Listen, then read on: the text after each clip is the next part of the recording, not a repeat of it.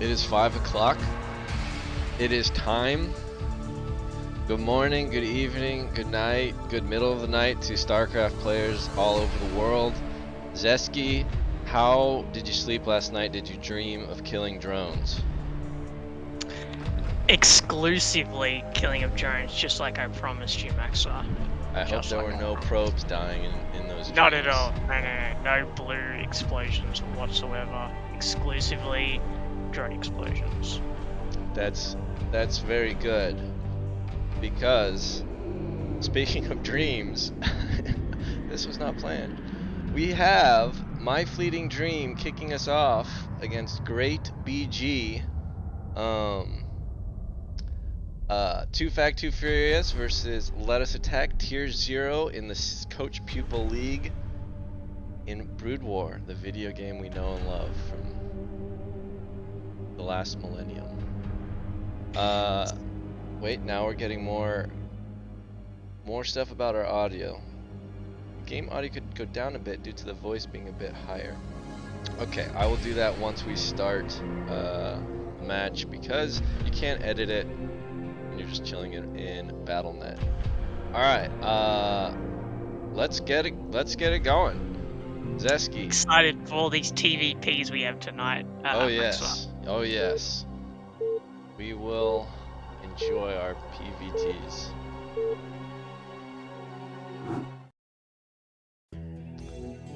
First, let me introduce in our middle left, we have Grast BG, the yellow Protoss. And on the right, we have My Fleeting Dream, representing Too Fact, Too Furious. In the bluish gray, or would that be the pale blue? I think that's pale blue. Okay. I'm sure. I'm gonna lower game volume and sound music down a notch. Stream. You let me know if that's acceptable. Alright.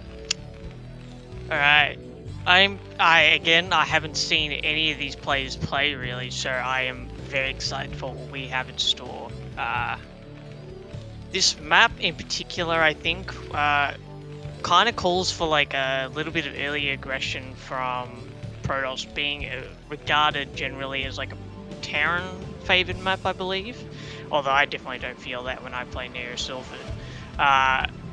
So I'll be interested to see if there's any like early Zealot pushes or anything, just to pressure the Terran early on. Yeah, I mean, like the key defining feature of the map is just this. The key defining. It's a 3-player map, but it also has no ramp, right? So that makes no ramp at all. That makes the early aggression stronger. Of course, when people understand it's stronger, maybe it makes it more predictable. I don't know. Grast goes ahead and goes with, I guess, a gateway scout.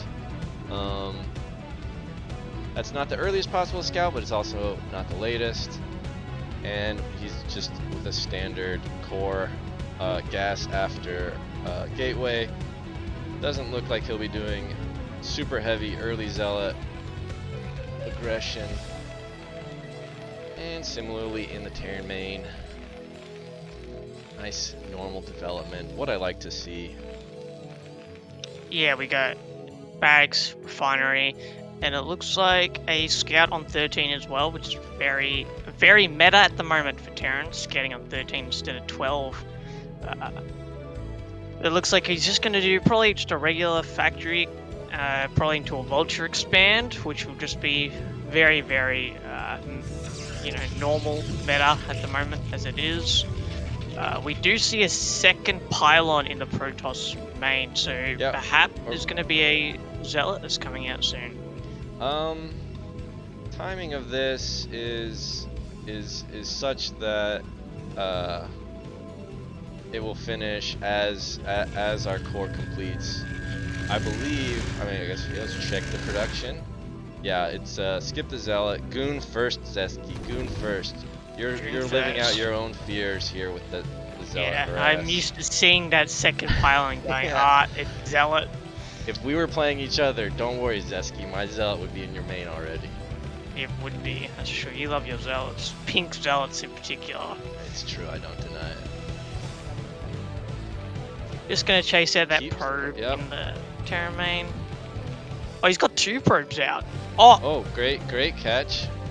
There's so little going on, but I miss it. We have our proxy pylon, bottom middle. It's pretty. I think this is a proxy robo. I mean, I think it is based on its positioning. It's very close to the Terran natural, and I think a shuttle over there yeah. could make it. But then again, there is a bridge, so perhaps he's going to make additional gateways and send dragoons over. It's true. It's true. We saw the goon cleaned up the scout in the main. However, I wasn't closely watching that SCV in the Protoss main. He wouldn't, you know, he clearly sees there's no expansion. He's wondering like where. Oh no, it's just 2 gates. This is just gonna be a 3-gate goon bust. Yeah, this is going to be very exciting. But he is getting a tank and mines. So, it looks like he's going to not expand and maybe do like a double thing or something. I think that, yeah, he's not, yeah. So this is very bad for fleeting right now because obviously 3-gate goons coming out will easily squash this army. Almost looks like it's straight up over, but let's see how fleeting is going to handle it, really. Two more on the way. 3rd coming from the main. I guess we still, do we have a probe cut? We have, no probes are being made by the Protoss. He's holding his main. Oh, we're getting a little push out here, and if he expands behind this, it's gonna be trouble. It's gonna be really difficult. There's just gonna be, he needs to attack super fast and chop down the goon count like right away. Now, what does Grast? Sorry, what does Grast do with these goons popping out? Does he bring them back, or is he gonna counter? I would definitely want to bring them back because if you can hold the Terran attack and then you can counter immediately after, you're looking pretty good. But it looks like we have some action at the ramp. Ooh, pretty good Present mine. ramp. It looks like he's going to push. He killed a Dragoon and he pushed the Dragoons back into the main, but he's out of Marines and it looks like Siege Tank is going to have to back up. For sure. I think this pro pull is a little unnecessary. However, Grast, our fleeting, has now seen that there's no expansion. He's got a mine down. He has his expansion up. But he knows there's no expansion, but he hasn't put up a bunker. He's got to respond to the fact that there's no expansion. Yeah, and in come these goons. Why are they messing around shooting the barracks? Well, because we got action at both fronts. Oh man. Yeah, this 4 is goons looking in the main. This If is he could've looking put some pretty mines bad down. here. The SCV pull. It is trouble for the Terran. Yeah, this SCV pull is just hurting him so much. He's just kiting those goons around, killing everything. This tank, however, might be able to help him clean up just a little bit, but there are 4 goons, so he can easily just go over and snipe that tank, which is exactly what's gonna. Oh, it survives. That is very insane. There's still 3 goons in the main, and it's 23 probes, 17 SCVs. It's not looking great for the Terran. It doesn't look like he has an answer to get rid of these dragoons. It is 23-17, 23-16 now. I was gonna say, I mean, he's got the 2. Well, he didn't finish this DC. He doesn't. What's he have coming out here? I think it's just gonna be, unless he can get mines. some. He needs, Yeah. oh, look at these goons! What micro? Will they get the I can't kill? believe They there's got like- one. More goons are they're just eating the mines to get in. Down to 11, 12 workers though. I don't know. I don't think this is possible. I mean, maybe you get some more mine hits and then you run vultures in. But Yeah, I think so too, but I think the rallying of goons will just be too much damage. yeah, even with it is this mines. consistent 3 goon production. I mean, Grast could have be taking it. It could be, but he's. I don't. There's a sacrificial goon movement. I mean, this goon's gonna get killed. Or he tried to drag it onto the SCV. I saw that. Yeah. But yeah, he's out of money. Fleeting He's got has no one money. vulture production. There's our GG. All right, vicious proxy 2-gate. Well, it's not proxy 2-gate, but it's you know what I'm saying. It's a spicy opener, that's for sure. All right. Well. Good old cheesy Protoss. That means Grast BG goes up 1-0.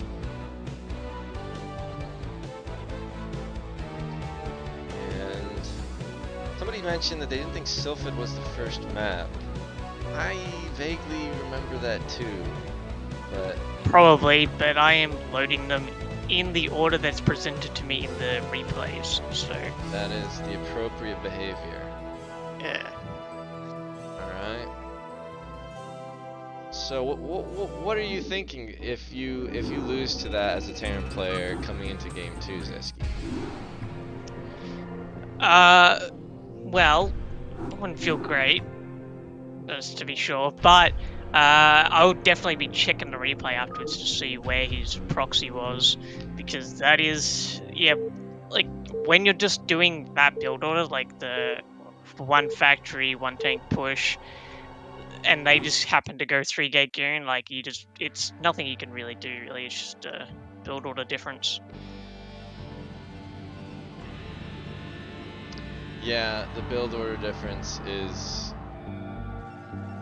yeah. I mean, I didn't check the exact timing of when that SCV died in the Protoss main, but maybe he could have been, you know, suspicious that where's that third pylon, where's that tech, but I don't know. Anyway, here we go. We are on Eclipse, and for the record, we do have that Eclipse was supposed to be the first map. I'm hoping that this is the order they were actually played in, and we have Grast, the Protoss, in the top right, and My Fleeting Dream in the bottom left, our Terran. Will we see a gas steal?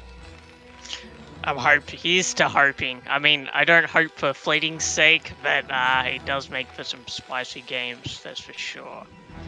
I managed to always mess up the timing for the gas steal, and I always, or well, in my match, I messed it up and did not get it off. But I think we got a gas steal today. Yeah, I think that was his, just after he put down his pylon. Looks like we're having the standard Eclipse SimCity depot to the right with enough space to put down barracks.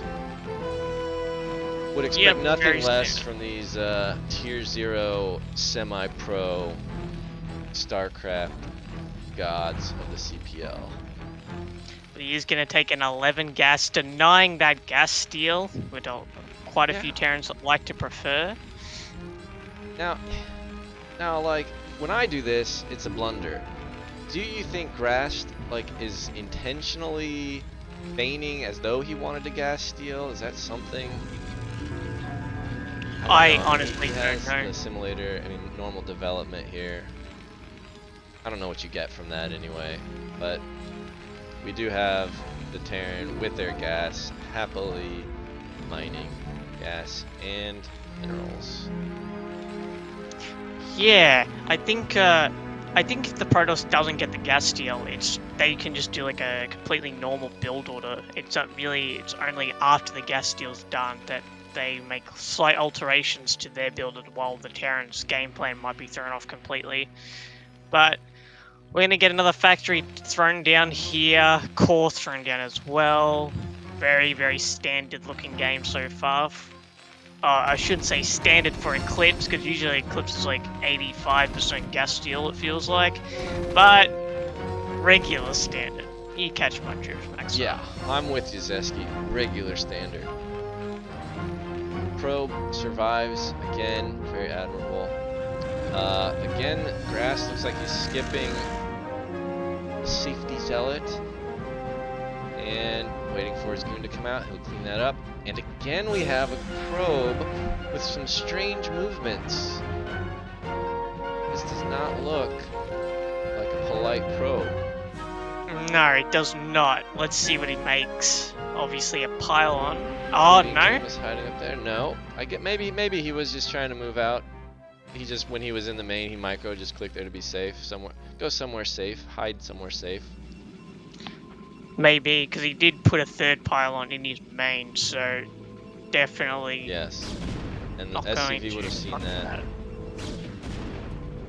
Oh, that's a nice little move, pulling the one probe and helping kill that. If you don't do that, the goon gets caught up on all the mining probes, and then you have that awkward dance. Maybe the SCV gets out.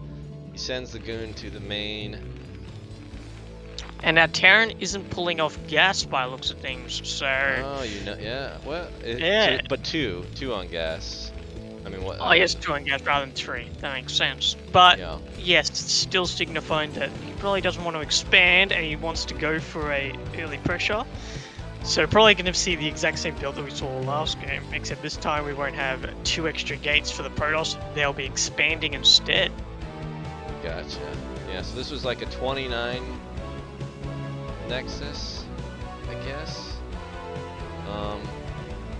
And range is gonna finish up. The super cool meta thing these days, I suppose, is skipping range to get a robo down faster. I don't mess around with that. Looks like Grast is doing the same thing. Oh, we have a bit of action here. It's the same.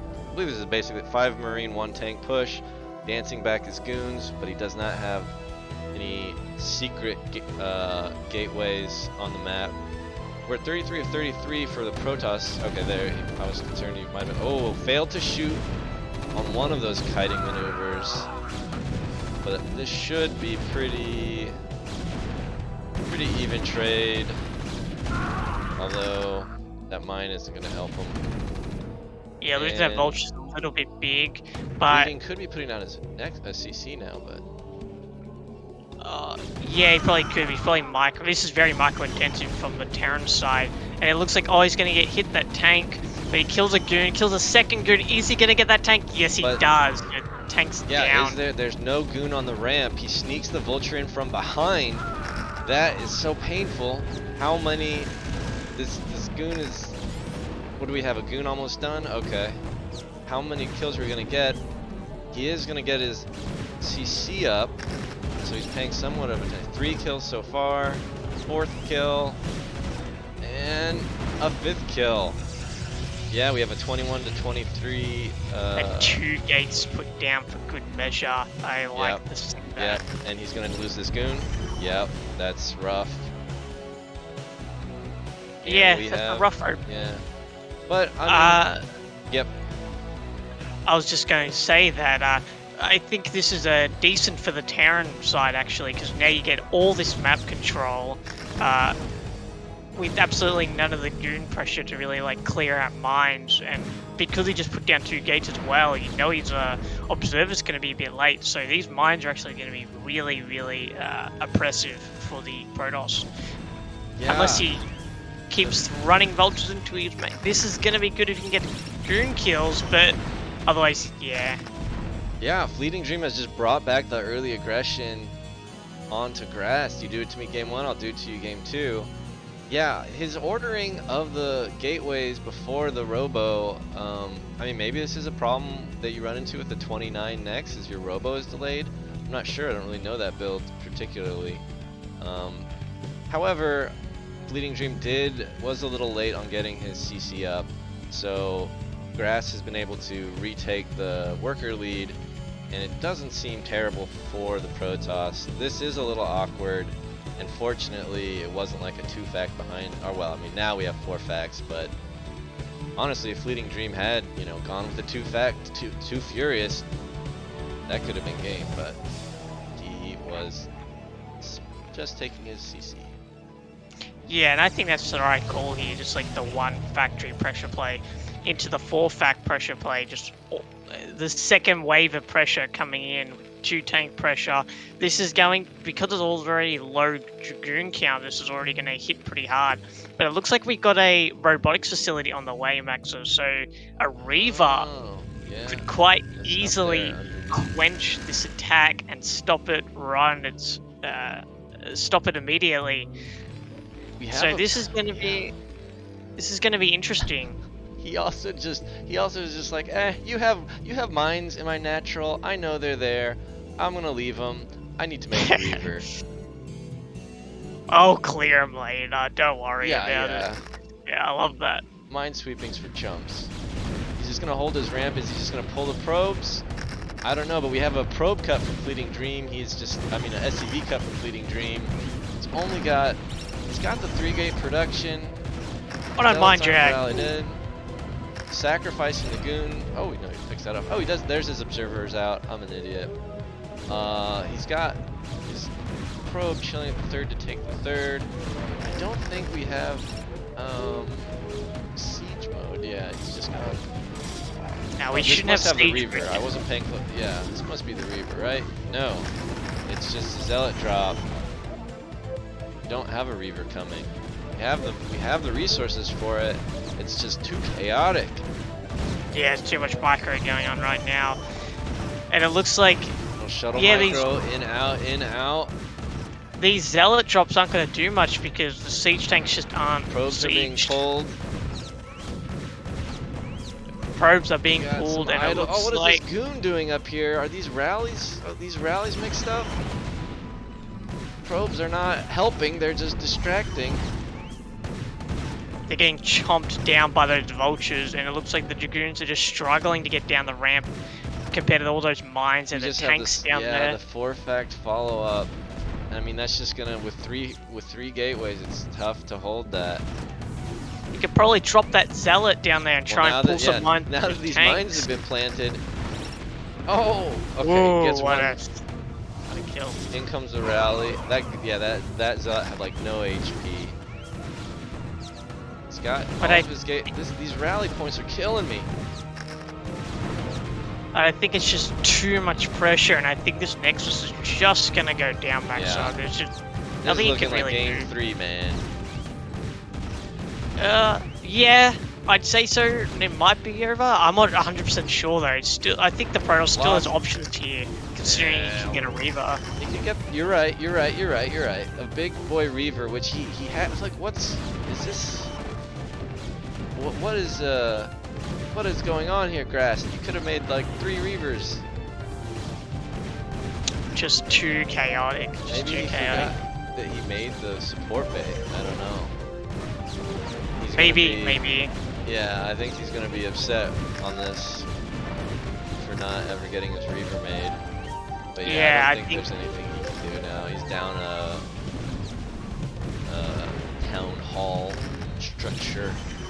Yeah, missing a Nexus is not great in this situation, and now he's just losing all his Dragoons. Yeah, he's pulling the probes. You know, it's his last resort time now. Yeah. Terrence managed to get up that ramp without siege mode at you. That's quite bizarre with that siege mode. I've never seen a Terran get up a ramp without siege mode like that. That's quite impressive. But yeah, it just looks like this is pretty much it. Yeah, all you need is mines. All you need is mines. And that's GG.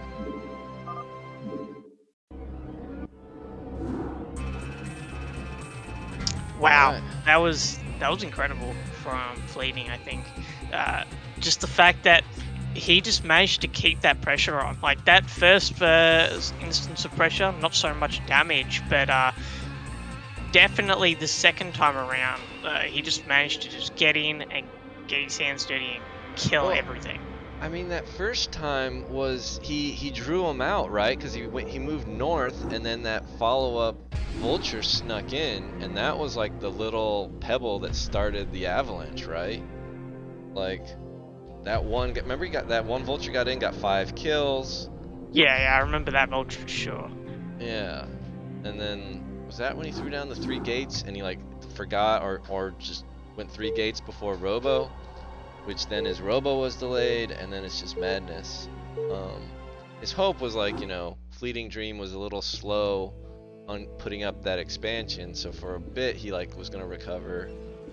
But man, let's see if these are some early vicious players, man. Okay, in the bottom left, this time Grast is in the red, our Protoss player, and in the top left, My Fleeting Dream, blue Terran. How do you think, I mean, I would have liked to have seen cross spawns and maybe a macro game. What do you think we're in for here? I actually really want to see horizontal spawns and to see what other crazy early pressure builds these two have in store for us, because they both seem quite adept at doing those early pressure builds, and it's really fun to watch at the moment. Like the one factory pressure builds, like the 3-gate goons, like executed so well. I think it was quite entertaining to watch. But in these spawns, vertical spawns, I think it's more likely to go into a macro game. I think it is slightly longer travel distance, and the third is a little bit easier. Like taking a gas third is a lot easier for the Terran since it's like really far away from Protoss. You check to do the given this orientation. I guess it's sort of true. Yeah.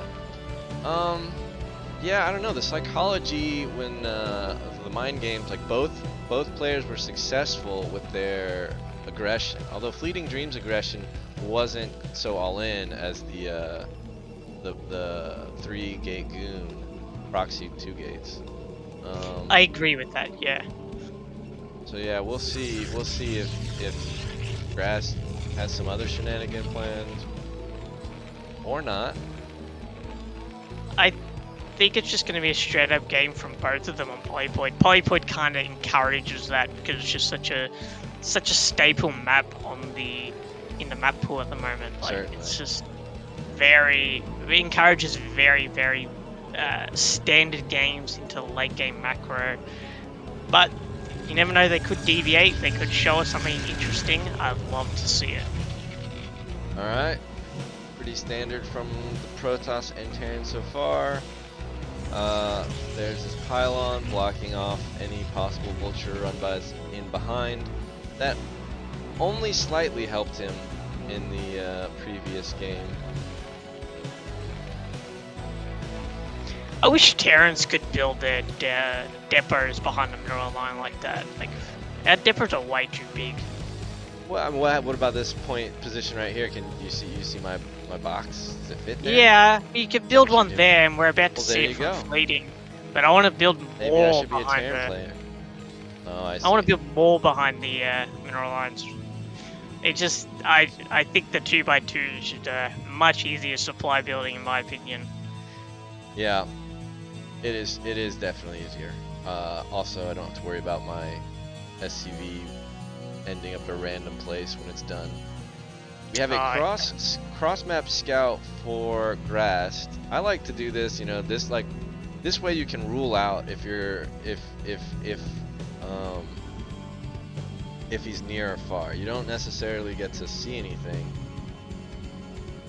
But yeah, I agree with that. I think it's also really strong if you want to do like a 12 next 1 gate, use like cross scout to check that. But yeah, I obviously see he's the called 12 first. next. But here he's gonna get his goon on the ramp before the SCV gets there, so no scouting info for Fleeting. Yeah, and You do see a second gate before Nexus. which is indicating some early aggression. Was that? This is not like the 10-15 gate though, so it's not. No, I think that most gate was aggressive. much later than 15, the second gate. It looks like Fleeting, he has 2 on gas again, and he's making a tank. He didn't opt for the Vulture before the shot. So it looks like we're going to see very much the same thing from Fleeting. He's It's just similar, going but one tank. yeah. Oh, I guess he's just gonna move up here to hold his high ground, but this might let the probe in. Goons are gonna yeah. move up. This goon better. Alright, pulls back. It's good control. Yep, just gonna keep the high ground. In comes the probe. He's gonna see the 5th Marine and the 1 tank. It's the same push. Can Grast adapt to this? He did have the 2 gates early. This should be pretty easily held by Grast. Yeah, I think He's seen it coming. I think Grast can hold this with the 2 gates. He's already got probes. He already has 4 goons with nearly 2 more on the way. But Fleeting is not making any SCVs. Always checking if the macro slips during it. Yep, focus that tank, please. Thank you very much. 8 shots, dead tank. Keep that weakling alive. Oh, he's blocking his other guy. Planting. This is the same. He plants these mines in behind. It's just so dangerous if you let that 1 goon sneak by. Cleans up the Marines. Finishes that, and there's all the mines are gone. Cleanly done, but we are floating a lot of minerals, and Fleeting has their CC started slightly ahead of our Terran player. Still a really good hold from Grast. Like that was. I don't think he lost a single goon there. Did he just dance that or just get lucky? I think he danced it. I don't know if that's the term, like whatever you call that, micro move. Isu micro, I don't know either. That's right. I've heard it now. Alright, yeah, that was a really nice hold from Grast. 3941. We have our Robo this time. Gonna get up and done. And from the Terran, 3rd factory. I think it's going to be 4 factory again. I think we're going to see the similar build to what we saw on Eclipse. Oh, what perhaps. Was that? I missed it. Maybe it's just been an SCV. No vultures out on the map though. And you're right. There's our 4th factory before any kinds of tech. And the scary thing with, oh wait, what am I saying? 1, 2, 3. We do not yet have our 4th. No 4th yet. This is interesting. He's 1 add-on. All right, he's at 200 minerals. There's our 4th. Nope. There's our engineering bay. Maybe he's just going to go for 3 and go for a more defensive play this game, being polyploid. Though he hasn't taken an armory or anything, so yeah, it's interesting. Engineering bay and turrets, solid macro. Starting to get that supply lead by the Protoss, which is sort of expected. Even workers until there's a slight worker lead. Fleeting did get their CC down a little early, although not making an SCV out of their 2nd CC. You're at 7 minutes, and I feel like this is a pretty normal time to be taking your 3rd. Okay, he has his goons already in position to block this vulture. Good polished play. Although, wait a minute. Oh, the vulture could have run by. Ooh, maybe not. I don't know. I think all those goons would have probably picked him off. I don't think it would get any damage, but that vulture definitely on attack move though, so it didn't really have the ability to slip past. Yeah, he did not scout the. Oops, he did not scout the 3rd. But you could probably guess it's very likely that the 3rd is coming. He's gone with a pretty minimal two turrets, which is going to serve him well. Because, well, no. Did we get the Reaver this time? Yes, we're getting the Reaver. So we will see. We will see how the big worm, how he does. I think the turn should be moving out before the Reaver's finished, so I actually think this is going to be a defensive Reaver first and foremost, whether Grast likes it or not. But here we go with the Terran moving out. He's moving out with 9 vultures and 3 tanks. Alright, he sees the tanks. Does he respond? Does he respond? Oops, do I click the right name? I don't think he's seen this. I don't think he has either. We're not producing goons. The Terran's just marching down here. He has his out of position. I'm out of position. Oh, he's all up in his business. But our Reaver is ready. Here, some goons not helping out. That Reaver. Yeah, look, oh, but the that probes Reaver's are, just going to cause... the vultures are on the probes. This is gonna clean them out. Look at the worker disparity. Yeah, it's going to be a pretty big work disparity, but I think Oh. that Reaver is pretty much going to save the day as he just cleans all those I tanks. think he will. Yeah, Grast is already remaking probes here, and he's pushed back the current wave, but more is coming. He's got a bunch of idle probes over here. 2 goons at the high ground third. Isolated. What happened to our Reaver? He's chilling at the ramp. He needs to get into action. You gotta be shooting the scarabs. And it looks like turrets are coming out, Max. So it looks like the Fleeting is just putting nails in the coffin right now for Grast. He's setting up. Yep. And he's probably going to take that Nexus if Grast doesn't stop him, which doesn't look like Grast can do too much. Like, his Reaver just died, unfortunately. Yeah. So this has just got way more dicey. We got only 4 goons remaining. A Zealot inside the shuttle as well. He's pulling the pros, what little pros he still had at the natural. It's just, I don't know, Grast just, it's going to be an insanely tough hold. But Fleeting is still operating only off 1 machine shop, so his tanks are going to be rolling in a really, like, slow pace.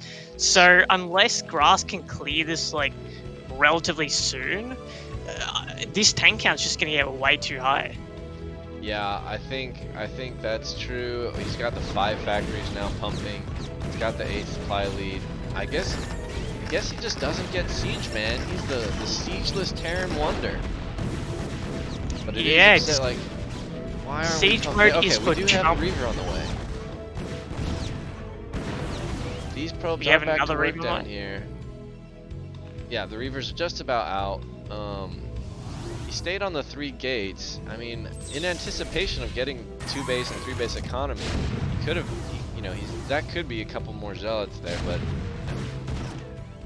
let's do it all. We have all these turrets up. This Reaver is just, that turret's gonna be done by the time the Reaver can be dropped there. Siege mode is now done. Fleeting Dream is taking a 3rd behind this, has 11 worker supply lead. Down goes your sad observer. Why would you want to live if you were that observer, watching all your brethren die sadly? Just end it. Speed at least shuttle. you're keeping an eye on the Terran, so you know how far ahead they are, at least. That's some kind of traitor observer. Maybe the magic speed shuttle can, there's only the 1 turret. Oh, but Fleeting is just ready for this. Yeah, he's on top of it. Do you have any zealots in here? No. Some mine drags would be nice. Oh, I hate siege tanks at my natural. It's the worst feeling. But I don't think Fleeting Dream yet knows about the 3rd. So there's a small amount of hope. He might be able to see it with the shuttle. No, he can't. I just toggled vision there. Oh, he does see it now for sure. So he might be able to do a little bit of a delay here. No, I was referring to the Protoss 3rd that I don't think Fleeting Dream knows about the Protoss 3rd. Oh, sorry. Yeah, I don't think Fleeting knows about that for sure. He should probably be setting some voltage on the map just to check for that. Yeah. But it looks like he's just focusing on that Protoss mains, because of course if you can plug up the gateway hole, there's not really much Protoss can do anyway. So it looks like Fleeting is going to slowly tank push, even making a missile turret on the high ground. Yeah. Grast just needs to take control of the situation, but he just can't, because there's just too many tanks now. You stick in the game, hope beyond hope that you might be able to frustrate your opponent and pull one back for your team, but... Oh yeah, definitely for game 3 as well, final game of the series. You definitely want to stay in there and see what you can do. Because you never know, the Terran might accidentally place mines on top of their tanks. Like, Terran have got to execute it still. Yep, they sure do. So that, I mean, this one he held that first 5 Marine 2 tank push so clean. But just did not. He failed to see the push out and respond adequately. The Reaver Looks like was this is pretty going to be helpful, Grast but- attack. Yeah. I think this might be the final attack before Grast calls it. And manages to snipe one turret, but Down I goes don't the think he can Reaver. stop. Look at that, 8 ugly tanks. Bullshit mines. Shuttle goes down. GG. GG. Well played, called by Grast. There you have it. First match of the cast complete. And the Terran, Vile Terran, takes the win. For 2 Furious. Coming soon to a BattleNet near you. That was an exciting series, Maxwell. I don't know about you, but Fleeting played extremely well, especially in that last game. Grast also played really well as well. I really enjoyed that 3-gate goon in the first or second game. We'll never know if that was the first or second game. It's true. Yeah, like I really enjoyed like all the early pressure stuff that they were throwing out there that made it for some really interesting and fun games. Yeah, versus, you know, the 45-minute games I played against in the blind this last week or whatever. Oh, was it split map? Did he have all these turrets up and Yeah. siege tanks everywhere? Yeah, I know And the game. in voice I'm chat, he's familiar. just saying, "Oh, you could win. You could win." Reassuring you. Yeah, you have no hope, unfortunately. All right. Our next match is Kiko, a Terran this time for Lettuce Tech versus a Protoss DoodleDoodle. So same matchup, but the races have swapped. Let's get into the action. Let's see if he Oh, can no. finally beat DoodleDoodle. I've heard he's had an unbeatable record so far in CPL. Is he still perfect? I'm not sure. Guess we'll find out. I guess I could have. Well, I didn't want to spoil whether or not he won, so I didn't. But anyway, we are starting off on the correct map. Bravo to DoodleDoodle and Kiko, starting on Eclipse. DoodleDoodle, the yellow Protoss in the top right, and Kiko, the brown Terran, in the bottom left. And that's the early probe, way earlier than you even need to for a gas steal. That's a sneaky probe. What That is this? probably going to be an Yeah. 8 pylon across the map. We're going to see a single double gateway, I reckon. Yeah. Is this how DoodleDoodle has done it? This Not is the even magic. trying to hide it, Max. He's doing it right in front of the Terran's face. Broad He's easily going to daylight. see that. He's like, come and get me. Try and put down all your barracks. You're not going to stop me. That's a cocky pylon right there. Oh man. Oh man. I wonder. I have not really watched any of his games. I wonder if he's just a very aggressive player. Because I mean, this sets the tone for the series. You start off game 1 like this. Oh, that's interesting. Kiko is just holding the ramp to prevent the gas steal, but that's no good. That's no good. Nope. He definitely. I think a gas steal in And this his barracks situation. is late by about 40 minerals. That's these small edges. Yeah, they really add up, unfortunately. And And this this SCV probe is not gets him going. Is he anyway. still gonna get the steal? No. Okay. We have idle SCVs and working. No scout coming out. It's just the one proxy gate. Just the one, I say. Yeah, one can be really devastating, especially if they take their gas and get a core at home, and then suddenly you've got a Dragoon, you've got no tanks. Yeah. It has been witnessed. We have gateway, pylon. Already Zealot. trapped in an SCV, and he's in the Terran's main Maxa. Oh, and we have the manor pylon. There goes the second racks, which is pretty strong against forward gateways like this. But he needs to he needs to be able to preserve his marine camp so that he can get across the map. So, unfortunately, he still needs to hold this attack Oh, in with battery. the. Oh, he put the battery down. Oh. It's just gonna hurt Maxa. Like, it's going to hurt a lot. He needs to just kill this battery so fast. Yeah, he needs to. I mean, I don't know what you're supposed to do. You get four SCVs on the battery making. You have your marine nicely. I mean, he hasn't lost anything yet. His barracks isn't producing. In comes the second zealot. DoodleDoodle is just pumping off the one gate. He is able to get the energy healed. Battery is not long for this world, though. It's still got energy left. It's not going to get utilized. Still got a second battery coming out. It looks like he's got 2 zealots. I don't think he's even lost any SCVs yet, but that is soon to change. There goes one, but he is at a huge SCV deficit. He can't produce out of both barracks. He's mineral starved. His SCVs they're just not doing their job mining minerals. They're having to fight. They're having to do demolition work on the pylon. They're having to fight bladed Protoss units. That's not what they want to be doing. Kiko held up really well though. Like, he lost a couple of Marines here. Yeah, but he held it. He'll be able to clean up this gateway. We have the forge cannon claiming his natural follow-up with the 2 cannons. Oh, he depowered this gateway. I missed that. Oh, I missed that as well. He will get the SCV in. So he'll see that there's absolutely no tech. He'll see there's no gas. He'll have to feel pretty good about that. No goons on the way. I mean,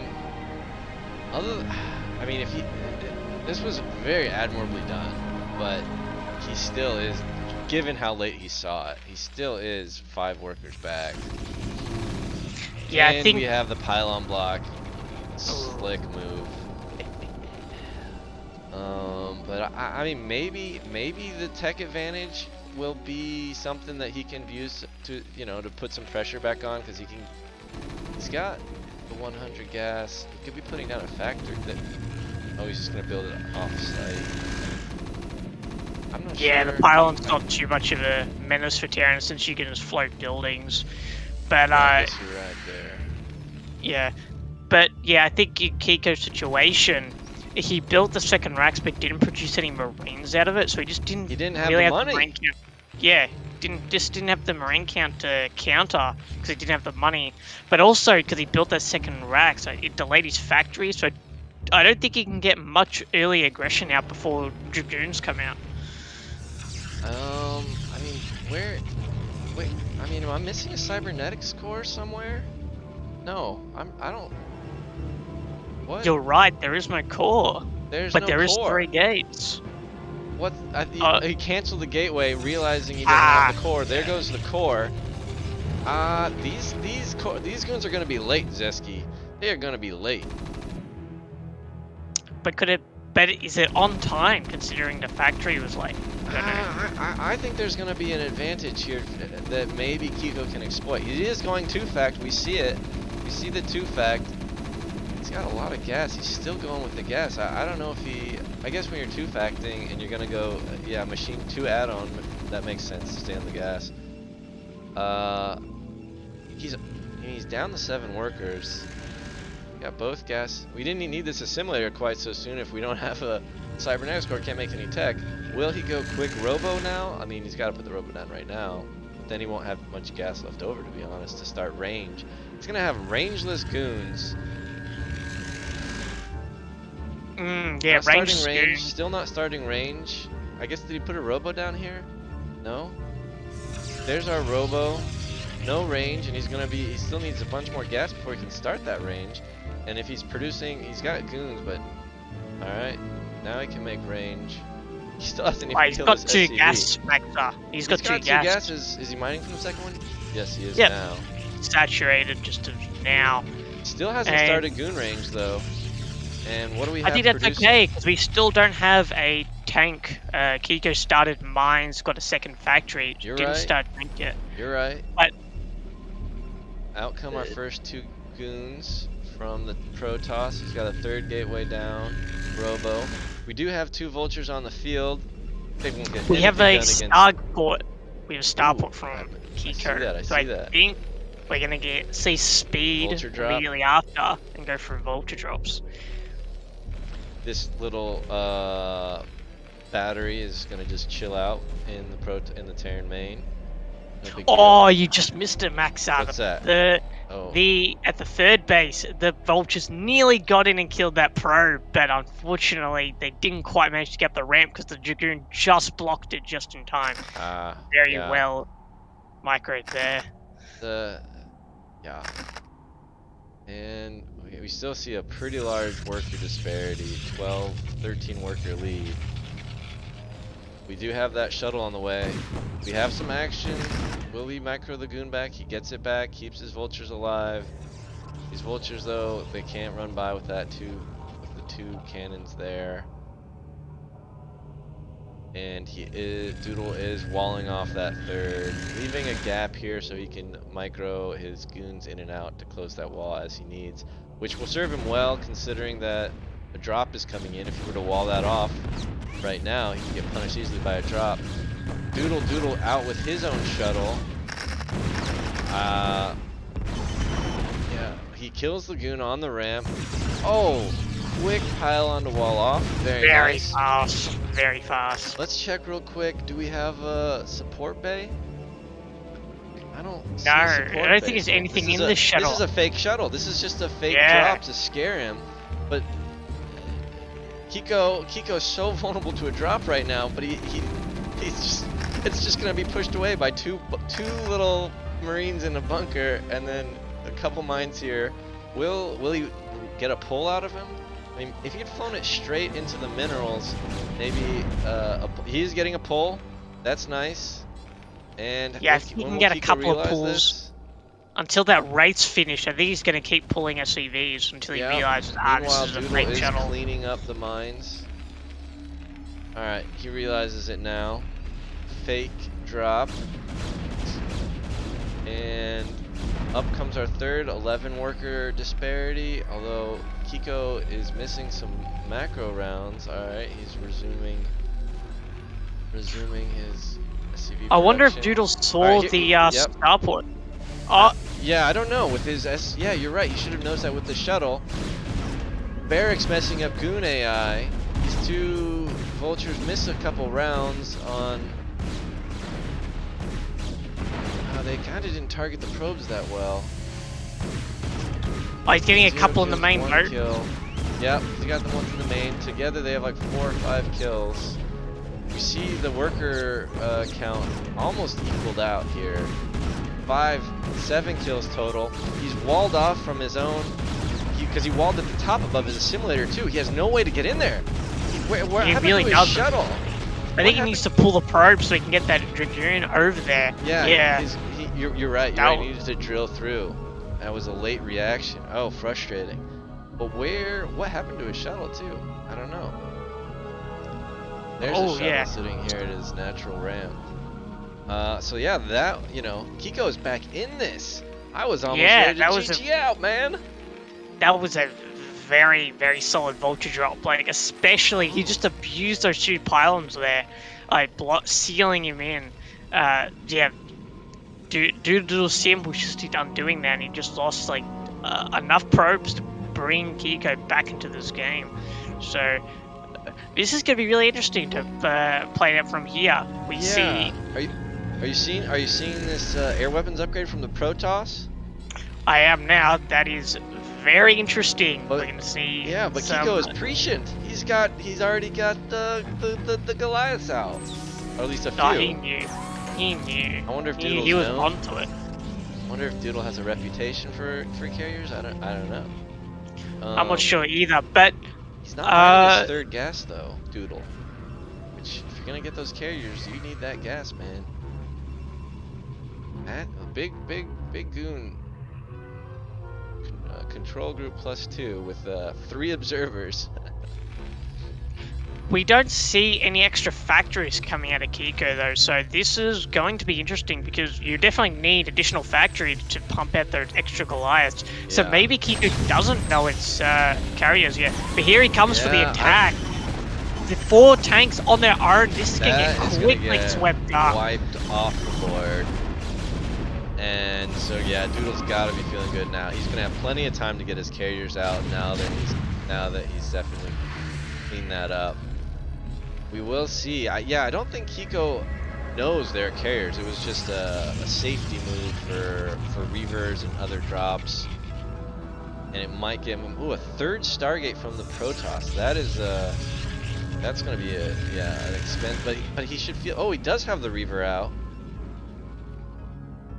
Yeah, Reaver's out. It's going to definitely help with defense. He's got a Dragoon Arc outside the base. Chop down that tank count. And we aren't... Yeah. Oh, okay, we're seeing 2 additional factories going down. Yep. I don't think he's scanned the Protoss mania, so I don't think he knows. So. I don't think he knows. Oh, he's got no concept anyway, so he can't see. Oh, you're right. No concept. Yeah, no concept. The Academy is on the way. But he can't take this 3rd with all these goons hanging out up here anytime soon. No, not at all. You have to like slowly push out with tanks and the Goliath to really, right. And really he's got doing it. Double Reaver with the speed shuttle camping out front to just make that move out even slower. Solid play from Doodle. I mean, Kiko has clawed back into this. Losing those 4 tanks, it definitely slows like taking this 3rd down a lot. Like, because if he had 4 extra tanks now, he can like slowly, like out there. much, well not slowly, but a little bit faster, crawl out there and take it, and just challenge those goons. But yeah, at the moment, it just stands straight that there's just no feasible way at the moment. And there we go, DoodleDoodle's on it. He's making sure those turrets aren't getting up, because you need those turrets to deal with the speed shuttle. Like 1 Goliath alone not going to do enough. Yeah. Looks like over by in the corner of the map though, 1 tank and double vulture drop clears up what looks like to be a expansion, a 4th base. That's definitely a plus for Kiko, but I'm still not liking the situation. Did you hear that? He scanned right on top of all 3 Stargates, and right now, oh, he scanned his front. Sees there's nothing at the front. Oops, I was going the wrong way. But that's pretty good timing. He's only got 1 carrier out, but he's gonna have 3 in a second. Got the 6 gate factories. Action at the natural, trying to it to his 3rd. Reavers are both still alive, being microed cleanly, and it's just, I don't know if Doodle should keep pushing though. I don't think so either. I think he's going to lose. Done so well so far. Oh, both Reavers don't get targeted. There were some solid shots, but he's going to lose both Reavers and most of his dudes in the process. So now he's cleared it, but yeah, I mean, he's still going to have time to get his carriers out, but I assume we don't have any Goliaths in production, Zesky. Yeah, we don't have any Goliaths, but we also don't have any tanks anymore either. That was like all his tank counts got chopped down. He's down to 3 tanks now, and you definitely need every single tank that you can get to push those carriers, because right now Doodle can just like remake those Dragoons quite easily, whereas Kiko needs both all the tanks he can get and all the Goliaths he can get to really challenge 3 Stargate carriers. It's just not looking. Yeah, it's looking really grim for Kiko right now. He's going to have to pull it out of a hat, really, to push to this Protoss army. Yeah. I mean, he's got this, like, tank and 2 vultures over on the right that I'd like to see him, bring back into his group. That could have helped earlier. He had a lot of success with the drop, but Doodle has responded by, I mean, if you look at Doodle's bases, he's got 5 cannons in his natural, 2 and a 3 at his 3rd. Now he's taking his 4th. He is up to 4 carriers, 5 and 6 almost ready to pop out. Do we have +1 air weapons from He's Doodle yet? Yeah, I believe this is the 2nd air weapons upgrade, because he had that +1 running when he first put down that Stargate. But let me see Yeah. if any of these. And we carriers are still doing don't have except any for stuff. armor upgrades. And we still don't have any armor you're upgrades right. from Pico. So we're gonna have +2 weapons, but they say that you should match Protoss air weapons to Terran armor upgrades. And so he's definitely ahead in that regard, 2-0. Yeah. It's looking pretty grim. I think because he's already got the race out and he's got the control tower, he might be able to do cloaked raids to chop down that Yeah. carrier. I was gonna mention that earlier. He had the one wraith out, and it's just been patrolling, and he could have just gone into raids. That's a dangerous, high variance play for sure. But it is possible. I think in this situation, it's almost warranted because of the position that Kiko's in. He's already got the control tower. Yeah. Well, he could still build up the tank count now, but yeah, I think these carriers are going to just come in with full force with these zealots and just try and punish the third base, and Kiko really is his third base right now. Here comes the carriers, just going to try and pick off the tank count, but it looks like. They have +2 weapons to complete. Yeah, they're going to be hitting pretty hard, max up.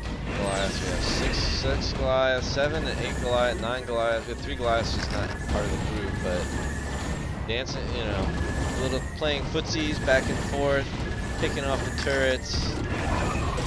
He's got his army on the Protoss army on the high ground, forcing them back. Yeah, Protoss wants to keep the army fighting the Goliaths, the carriers killing SCVs. He's cleared off all the turrets. Let's see if these Goliaths can get some work done. Manages to get the Goliath up the ramp. One carrier's down. Doodle's One not carrier's moving his down. carriers. Okay, he's got to move now. Might get the second carrier, and then 2 carriers are not that scary, but he's got the but these tanks are unprotected. Some good mine drags. He's got 3 more tanks. He's got more Goliath rally. Didn't get a second tank. A 5th carrier joins in. Scans going down. We have a worker lead for Kiko though on the 3 bases, and that one Goliath will take out. Although our main is about mined out, natural's about mined out, and then soon the Terran will be down to that one base. Empty Eye says carrier has arrived. It is true. Very much indeed. 3 more carriers on the way, in fact. Yeah, so this carrier count is +3 only going. Yeah, this carrier count's only going to increase. Kiko dropped down some extra factories. And but this, yeah, he's just making tanks and Goliaths at the moment, so he's very acceptable to just, like, mass zealots right now. You know, he could, like, you know, he's got these SCVs down in the bottom right. He could be like, you know, one sort of counter to the carriers is to, like, just sort of expand on opposite ends of the map, because those carriers aren't that fast.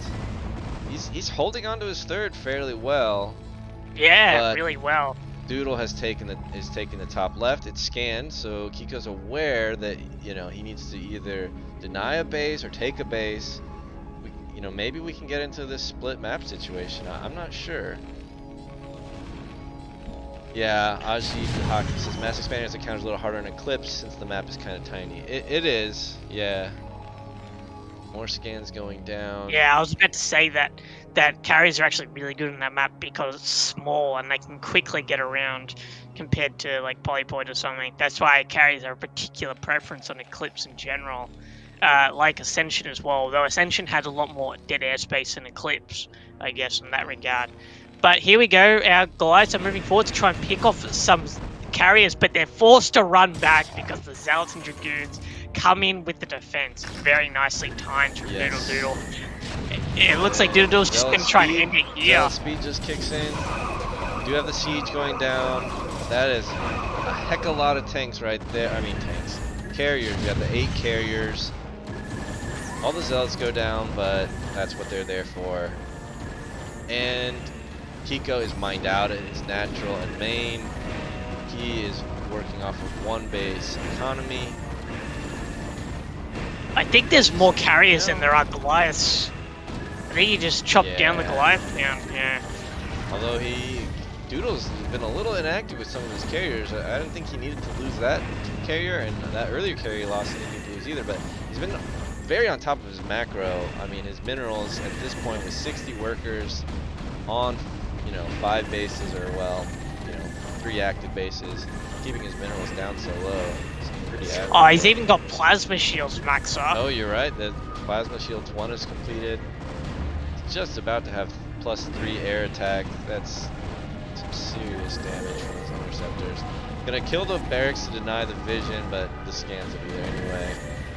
He is running his goons to deny these expansions.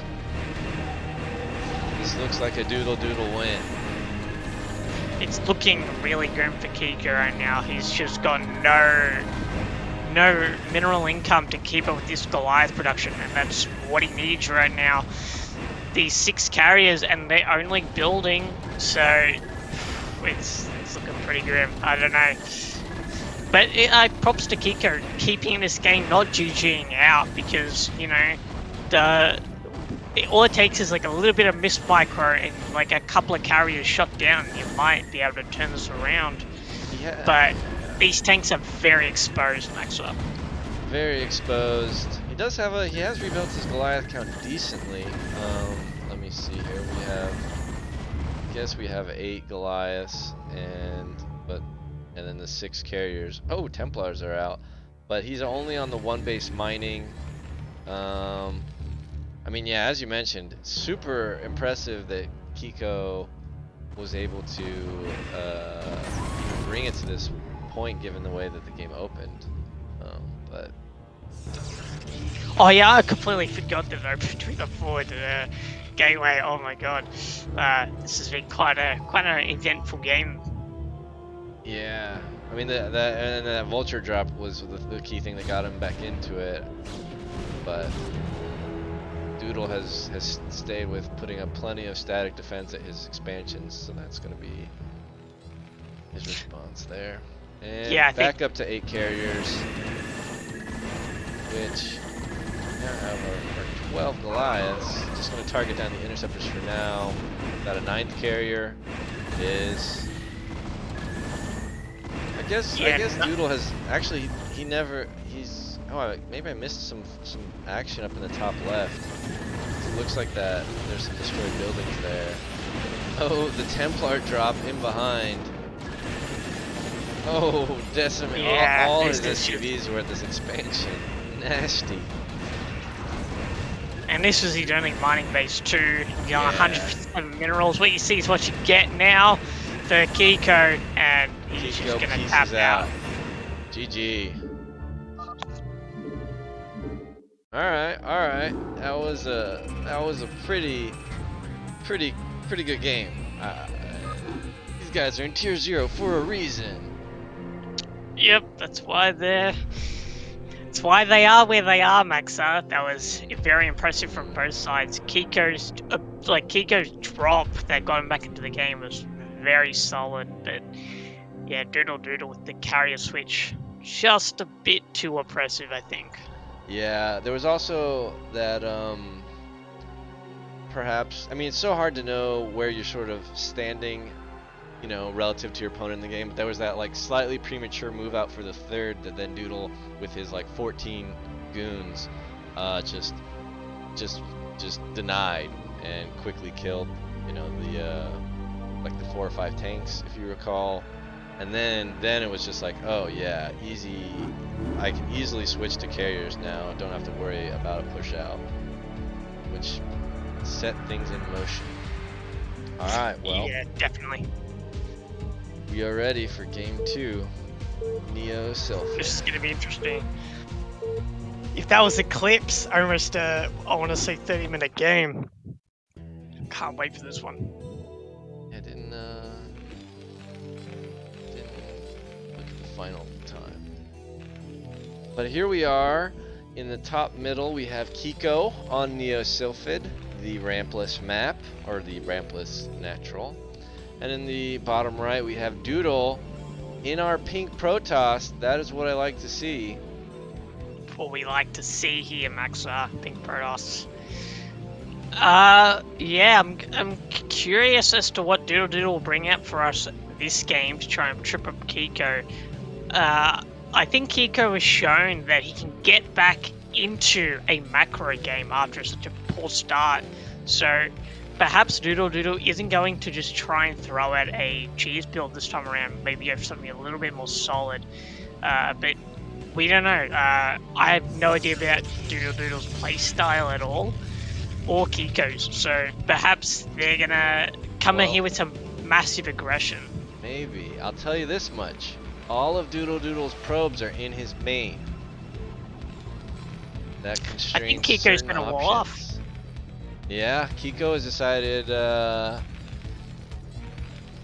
really cut down any possibility, and this is working into DoodleDoodle's hands. Is what I was saying. You open that proxy gate first. Wait a minute.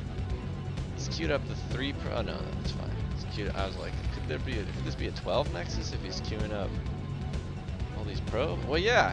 DoodleDoodle's yeah. Look at that. He opens proxy gate. Kiko now responds with walling in. Well, no, not really a complete wall in. And now he's going 12 next on Sylphid, which, like, you know, no ramp, so I guess. Alright, and then Kiko, as in last game, hasn't scouted, but he's not gonna. Or is this a SCV moving out to scout? Yeah, I think he'll scout it first. Usually you scout like the clockwise fashion. Yeah, clockwise fashion on this map at least. So, but yeah, silly me, it shouldn't have been a wall off at Kiko's base anyway, because you can't actually build directly below that depot anyway. If you see like those tiny little dots, unbuildable terrain. Yeah, yeah. He will see it first. Will he pull the boys? He's still got 3 on gas, and he hasn't seen it yet. We have the gateway follow-up gas, so he's going with the 1 gate follow-up from the 12 Nexus. He sees it. I think we get his second Let's gate. see what his response is. Alright, no SCVs in production. Although wait, that might be normal this time.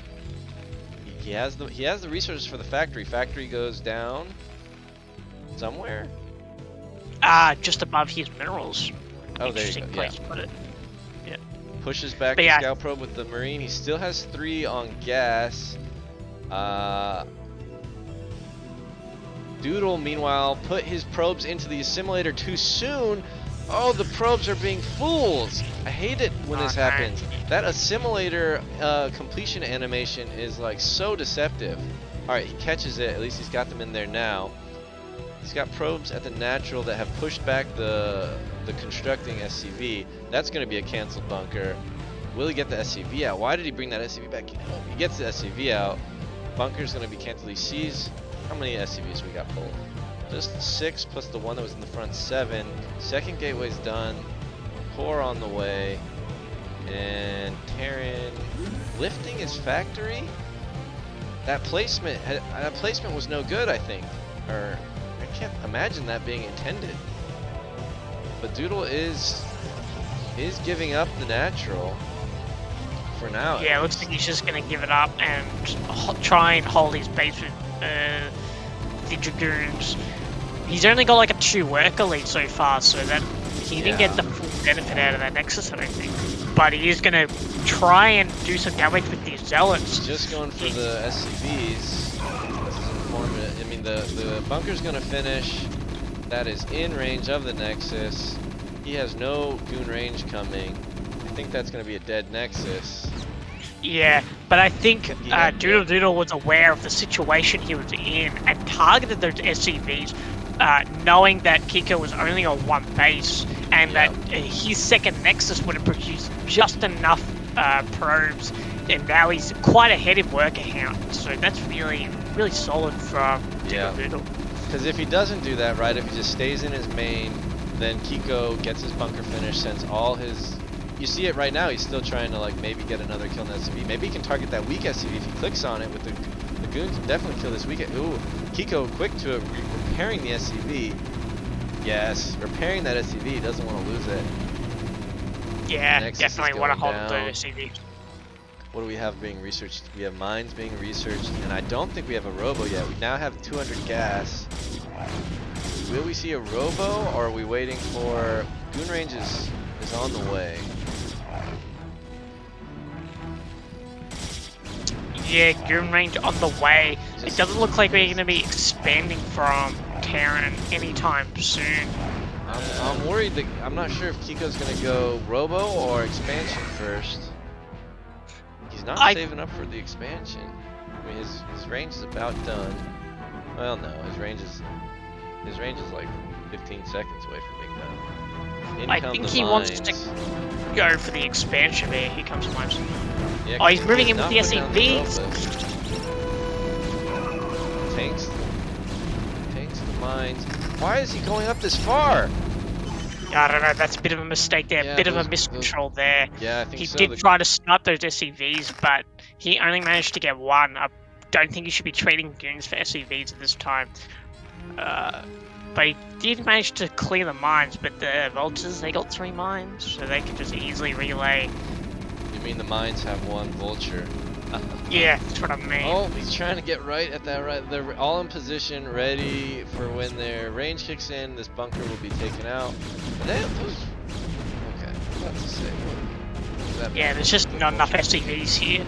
Yeah, you need 1 SCV to match 1 goon. Oh, stutter stepping. Getting all those marines. Oh, didn't quite manage to do that one. Because, I mean, the units up there were aggroing the attacks. He gets, I mean, if you can do this, then yeah, why even build a robo? Gets that nexus up, but I don't know the last time he had, like, that how long ago his probe was out here. But he doesn't, you know, Kiko is, now he's been floating a bunch of minerals here. He could have, yeah, well, there goes the CC. Not too bad, actually. If you're gonna build something that costs 400, getting up to 500 is not so bad. Dancing back and forth. Does he know there's one more mine there?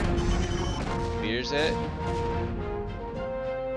And in his main, he's still just pumping off of 2 gates, and the robo is up with Server on the way. 3rd gateway. Nexus down. Perfectly normal game. Where the Protoss has a slightly earlier Nexus and a slight probe lead. It only happens to be 7 minutes and 20 seconds into the game. No big deal. Yeah. This is a really peculiar situation because although DoodleDoodle did take some damage, like he lost goon count, he had a bit of a probe lead, but now he seems to have lost it a bit. Must have slipped on probe production just a tiny bit, or get intentionally cut to try and hit some goon timings or something. But yeah, now the CC and the Nexus are coming up relatively the same time, I'd say. It's just, yeah, it's hard to say who's ahead and who isn't, especially with the differences in tech. So I don't think pretty good. Oh, look at these probes struggling to get between the gateways. Doodle fixes it. You gotta feel pretty good about the Protoss with a 20 supply lead, slightly earlier Nexus, and a miss. Well, look, you see the Kiko's, he's got 6 SCVs idling at his natural. Bro. Yeah, I do see that. Doodle sees it. Oh, but the SCVs are repairing each other. A goon for it. I mean, maybe that wasn't actually that could. Maybe he knew that these like 6 goons were coming, and he only had the 2 tanks, and he needed to prevent them from jumping on it. Maybe that was intended. I don't know if you need all 6 there, but better to not die. Yeah. I don't think all 6 was intentional. I've seen like 2 or possibly 3 SCVs because that's enough to like. All you want to do is like run into a little wall. Goons. Yeah. Yeah. And goons are fat. Very fat. Yeah. Doodle is taking his 3rd at the mineral only, so this means probably not a 3 Stargate carrier switch, and the robotic support bay is down. Yeah, we don't see any. Oh yes, there's a support bay as well. Yeah, so potentially, I think he's just going to try and contain with the Reaver, because I don't think he can do that much damage. Oh, no, there isn't, yeah, no, Kiko's base is pretty much sealed up very nicely. Yeah, turrets will be up before any Reaver action. Ooh, the 1 HP Observer. According to Moderately Chill, that's like the best feeling in the world. That your Observer gets away with the 1 And HP. it's one of the worst feelings in the world for Terran, though, let me tell you that, Maxar. You'd hate to see it, like, yes, I managed to get this turret up, this Observer's gonna go down. No, it's gonna escape just with its life. That is painful. And it also denies any sort of, like, you know, additional, adding extra factories to base. Because it's like, that Observer's gonna see it now. I like these, oh, there he's splitting up his floating buildings. Yeah, the eBay and barracks both floating over his turret. It's like, no way you're gonna target this thing. I guess he may have been afraid of a DT rush. Not sure. But we know no DTs are coming in, and Doodle has taken his third. You know, he's got his 25, 27, 25 worker lead, or supply lead. He's got his Observer out in the natural, and Terran is kind of working in the blind. They do have this SUV actually over here at the 3 o'clock, chilling. Having a good time, having a party. Doodle has another as a matching probe doing nothing over by his third. Kiko's plan, by the looks of things, is he's trying to just slowly push out of his natural to take that third base, but because on near surface you can't really build outside your natural really. I think that's why he's going to grab a starport so he can get a Wraith maybe, or he's got the armory for some. Yeah, okay. He's getting Goliaths. Yeah, he's getting Goliaths now to try and help him with the shuttle. So he should be able to. Not much longer. He'll be contained onto base.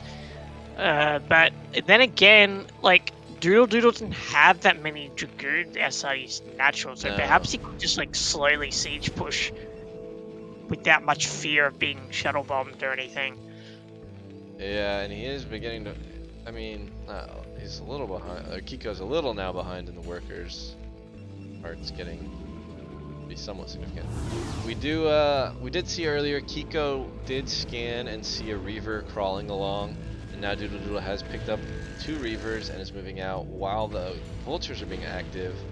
Yeah, 6 Vultures actually get out. This print is pretty big. This gives him a lot of opportunity to just lay some mines down and get a little bit more map control. This definitely puts those Dragoons outside his natural under a bit of threat, because now the tanks can definitely pressure those relatively easily without the fear of reinforcement. Yeah, he's mining on top of these 3 goons. DoodleDoodle notices, he starts microing back, but he still loses the 2 goons. Pretty nice little trade for Kiko. He does lose his advantage though with the Vultures, but it looks like DoodleDoodle has the map pretty much sealed up, so he should be fine. Yeah, alright, this shuttle is not going to be aggressive. I mean, he can't be aggressive with that shuttle. He knows that there's a big turret ring out.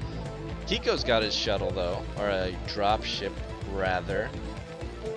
And he has his tank, Vulture, and Goliath loaded up. He is going to take the long way around. Although, wait, the shuttle is heading to the top left too. Looks like we're going to have a shuttle dropship intersection, maybe? No, maybe not.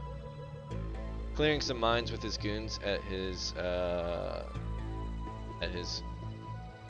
third that he didn't take. It's like fake high ground. Clearing mines outside the natural. Doodle's pulling his shuttle back, but it's seen by Kiko. Oh, we do have a third base coming up from Kiko. I just missed that. Double forge. Yeah, you're right. He has a CC almost fully constructed. This drop is going to be behind these pylons, and before the cannons finish. Oh, this is going to hit really well. What? No? He's getting greedy, or Oh But man. he knows the base is there. He sees the assimilator But like take what it. you know? But to be fair, like what would happen, right? There's no probes to kill, and then in comes the two reavers, and you'd have a funny little micro battle. But there's no probes to kill. I guess, yeah. Maybe his plan is to I mean, try and. he saw. Now he sees the probes though. We have some action. We have the doing stance back and forth here. Okay, now moves in the dropship. Out of range of the cannon. Wait, now, but in vision. Doodle responds quickly, putting down the cannon. Where's his shuttle? I don't know where his shuttle is. Does he know where his shuttle is? Oh, he's got 4 shuttles just above this base, Max. There they are. They're coming in to save the day. Denied. Unsiege. Or just go down. He did manage to chop down the probe. I mean, that was great response by Doodle. Doodle put that cannon down faster than Kiko dropped his units. And this dropship is dead. Nope. Dead. Yeah, dead. He did manage to chop down the probe count though, so it's relatively even works again. Well, I don't know if he chopped it down. I think it's Doodle, like, you know, stopped making probes because he's at 65 and Kiko's is also at 65. But here you see these 4 shuttles coming in. Oh, but we've got mines and turrets up, so this should be. Yeah, but that's a lot of zealots. The two reavers both get out in the mineral line. That's huge. All these zealots running around. They're about to have 1-1 kicking. No, they're kind of far from 1-1. Kiko scrambling to get his units back. Doodle is floating some minerals though, but you see it's already a 15 worker switch. Yeah, and this sim is definitely not helping Kiko quickly navigate his base. And it looks like he's about to lose +2, which is going to be so painful. No, he's going to save it. He's going to save it. Yeah. Unless he's just with you think the reavers, he might be. Will he go for it with the reavers? No. Yes. Dud. Will he? It duds. Will he fire? All the reavers are queued up to build scarabs. 2 more fire. One hits maybe, but now it's repaired up. Saves the armory, kills both reavers. But he is at like a 60 supply deficit. Yeah, and he lost quite a few workers in that as well. He's only on 3 bases and it's 15 minutes. He really needs all the economy he can get. Doodle has taken his 5th base. Kiko scanned it right away. Kiko knows he's a little behind in econ and in the game as a whole. You still have these double forge upgrading now that should bring in 1-1 in a second. Doodle has gone for no late game. He's just gone this like shuttle bomb style, shuttle reaver bomb, but now he's got high Templars in that shuttle. Yeah, he did. Yeah, and these this is a pretty natural follow-up after the shuttle bombing. It's just to like get additional shuttles and like put a high Templar in there. And I think he can bust this base if he's got godly storms. They're an arbiter. It's hard to get units in there, man. Although this drop is, if he just gets that drop and gets out, I don't know. These vultures can't get through though. But yeah, I think this is wise for him to pull out. If Kiko had his vultures in better position, he could have denied maybe those storm or pulled quickly. But yeah, that was a good attack and response. Doodle is floating 1800, 1500. Kiko looks like he's posturing to take the 4th over at like the 2 o'clock position. Yep, it goes down. 1-1 has completed. That's pretty vulnerable actually, and it's gonna get scouted by an observer. Yeah, these guys are on top of their scouting. Right, we saw as soon as the 5th went down, Kiko scanned it. Doodle's observer sees it. He's got the speed upgrade on the observers. I love my speed upgrade. I guess I don't get it PvP, but maybe I should get it PvP. You know, I'm gonna start getting speed on my observer in PvP. It's like terrible in PvP. You lose that shuttle. You lose the observer like late in your game, and like a 1 DT pushes back your like 60 supply army. I hear tons of scans going down, but he sees just the forges. Whoops, I always turned off the wrong one. DoodleDoodle has maxed out, and I don't even know how many Templar he has in total. But he is just Zealot, Dragoon, Shuttles. Alright, he is pushing that base. He did have mines in position, but I don't think he's got enough here. Kiko, that is, to hold this. Definitely not enough. Only 2 tanks on the ramp. Zealot's already on top of them. And he's going to cut off the SCVs as well. It's looking pretty... Looks like this... Oh, the CC's not even finished. It can't even lift it, yeah. But he can cancel it, I guess. If he can, he's going to. There's the cancel. I think that was... No, I'm fairly sure that was cancelled. Because I had like quite a bit of health left, and I can't recall exactly how much. But yeah, that's still quite a hit from down, because you need a 4th base now. Like, it's 18 minutes in. Yeah, I just think Doodle's army movement and that previous attack, he had, you know, something like 12 or 14 tanks over at his like high ground 3rd, and they just didn't. He just didn't have enough over there secured. I'm not sure if he saw it coming quickly enough. I'm not sure. But now Doodle is taking the other main. Kiko is moving out to retake that 4th, but Doodle is just banking his money now. Scans his army so he knows Doodle's going over to the left to try and check hit out this this Sin City from Doodle. That is lovely. Very impressive, very nice, exactly what you want to see. Very organized. There.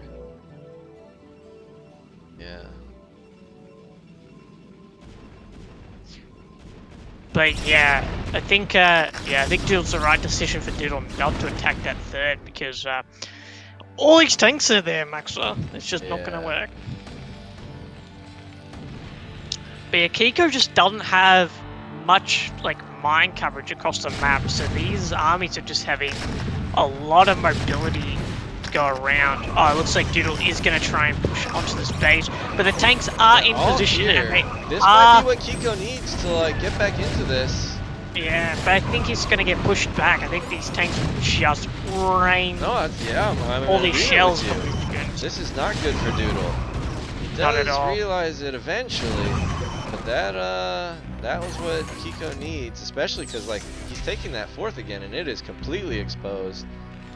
Although Doodle now sees it and probably regrets that attack and wishes he had gone and killed that, because Kiko has brought over his tanks this time. He is just super tanks all tanks all day. Yeah. Oh, we have a speed shuttle coming in on the right. Pull. Good pull. Only loses, I think, 2 SCVs there. Gets him right back to work. Not many. But still good. Doesn't have a CC there, so just long distance mining. Because his main's mined out. Okay, fair enough. He doesn't really have the money to spend on a CC. Yeah, Kiko's just in a really bad position. Kiko's just like biding his time, it looks like. Because he needs to get out of this position, and to do that you need additional bases, because Mech really needs like 3 base or 2.5 bases to really function. And DoodleDoodle's just doing a really fantastic job keeping him low on bases, so he can't just push across the map and win, or and have extreme difficulty going for like a split map situation. Didn't Kiko have more tanks here? He moved them away. It did, yeah, but he moved them back to that other, to his 30, the high ground 3rd. And this gets denied again. This is devastating for the team.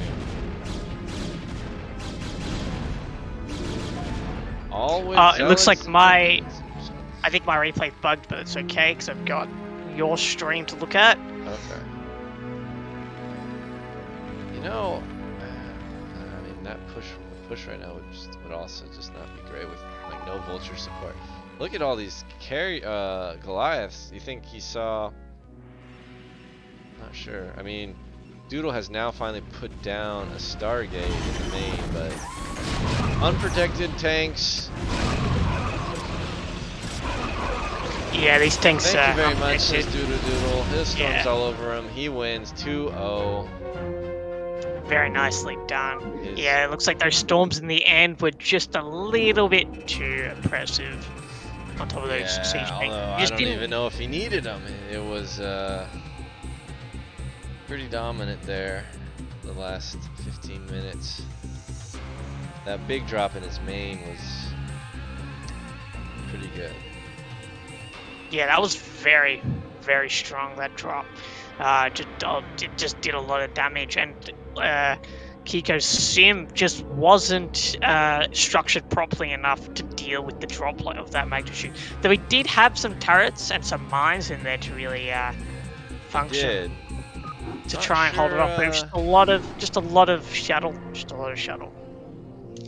They say that more units beat less units, Maxa. That's what I've been told. Oh, very interesting.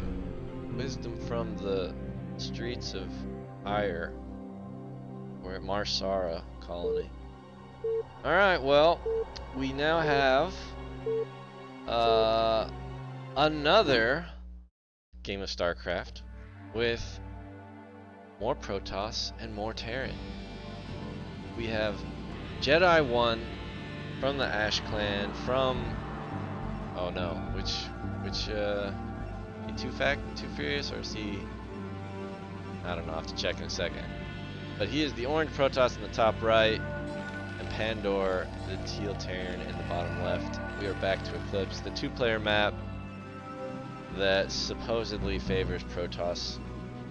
But really, Jedi is in Let Us Attack, and Pandor is in Too Furious. Alright, well, So there we maybe go. the Force will be with Jedi 1, and he can get Let Us Attack on the board. Out goes the probe. Yep, straight away. Oh, he's stopping at the natural though, so maybe just a forward gate to start off with. Yeah, sounds reasonable. Will Pandor, wait. Okay, yeah, his I had to hide the overlay to see his supply depot.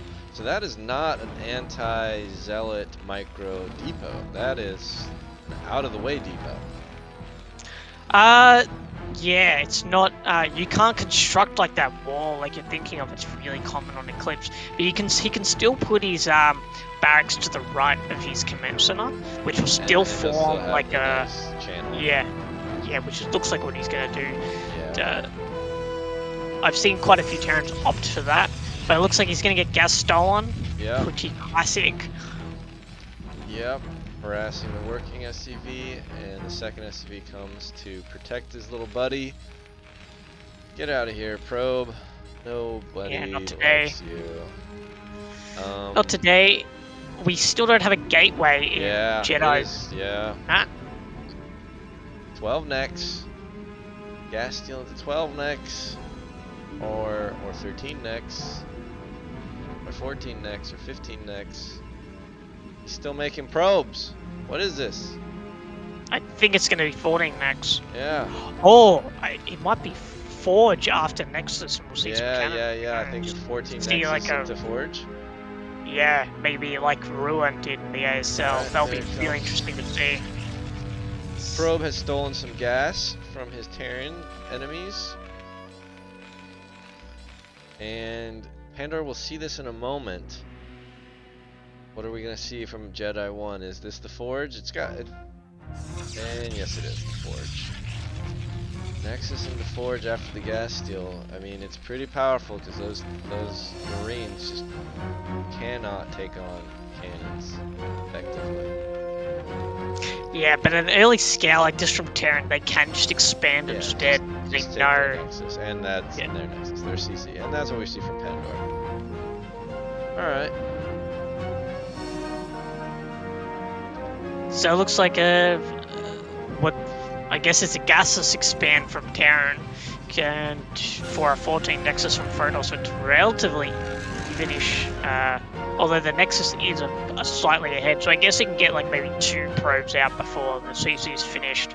Not too much of a loss. Yeah, that seems about right. And he had to skip a probe or something. It looks like to get to that point, and he is losing the assimilator.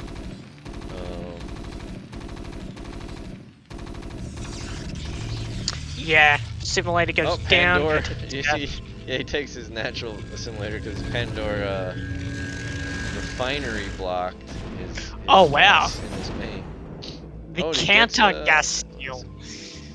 Yeah, Terran gas stole, but not to great effect.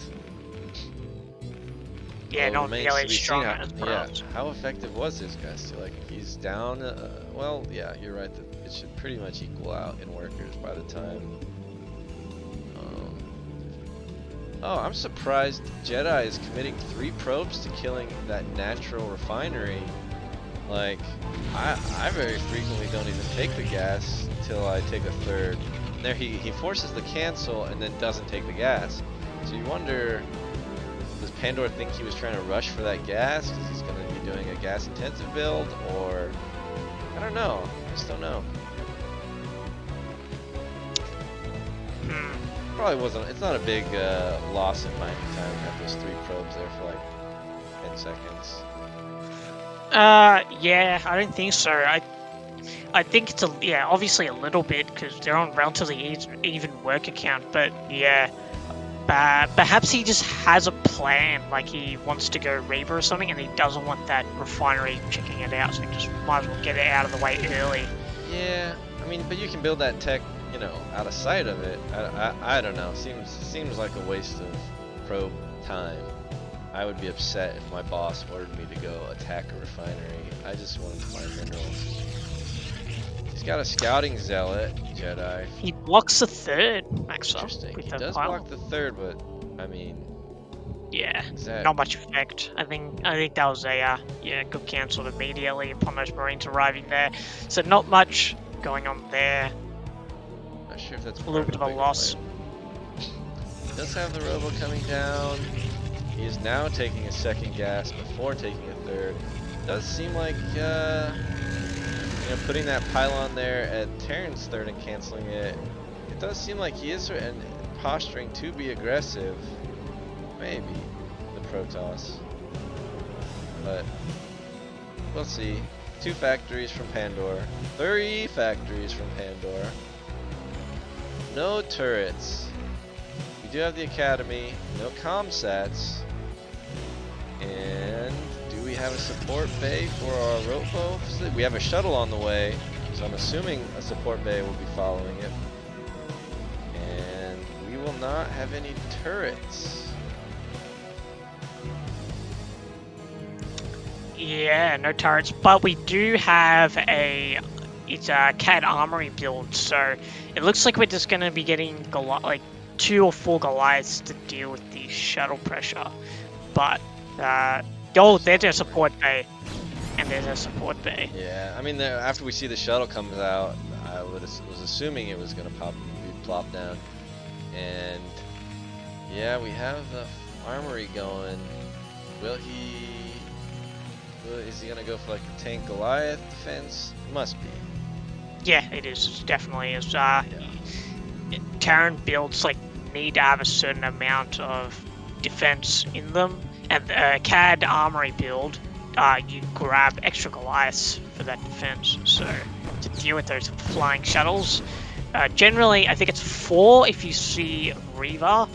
So you just scanned Reaver, so you'll probably make like 4 Goliaths, I think, because 4 Goliaths is enough to really like hammer down a speed shuttle quickly. Yeah.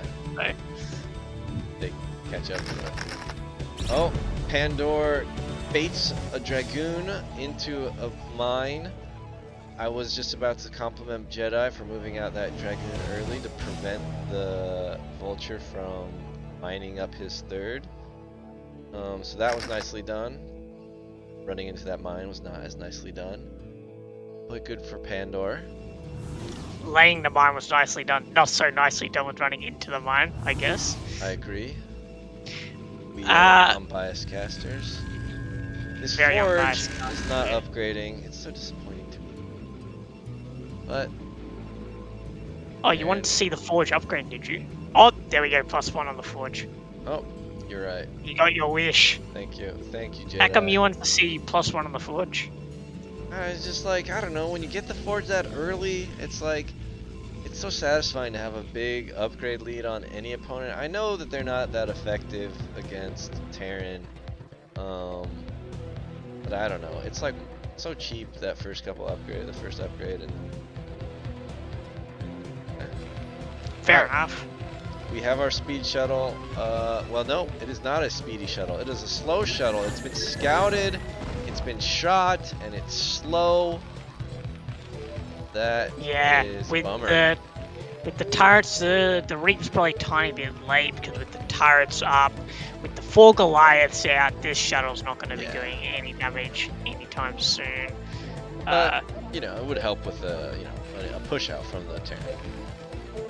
Yeah, I agree. Especially taking his third, those 4 Goliaths are going to come really handy.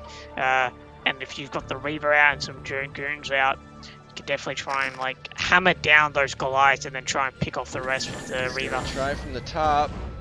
Try from the top, but nah, I think he yeah. saw the Goliaths and backed off, so that was a really smart move there.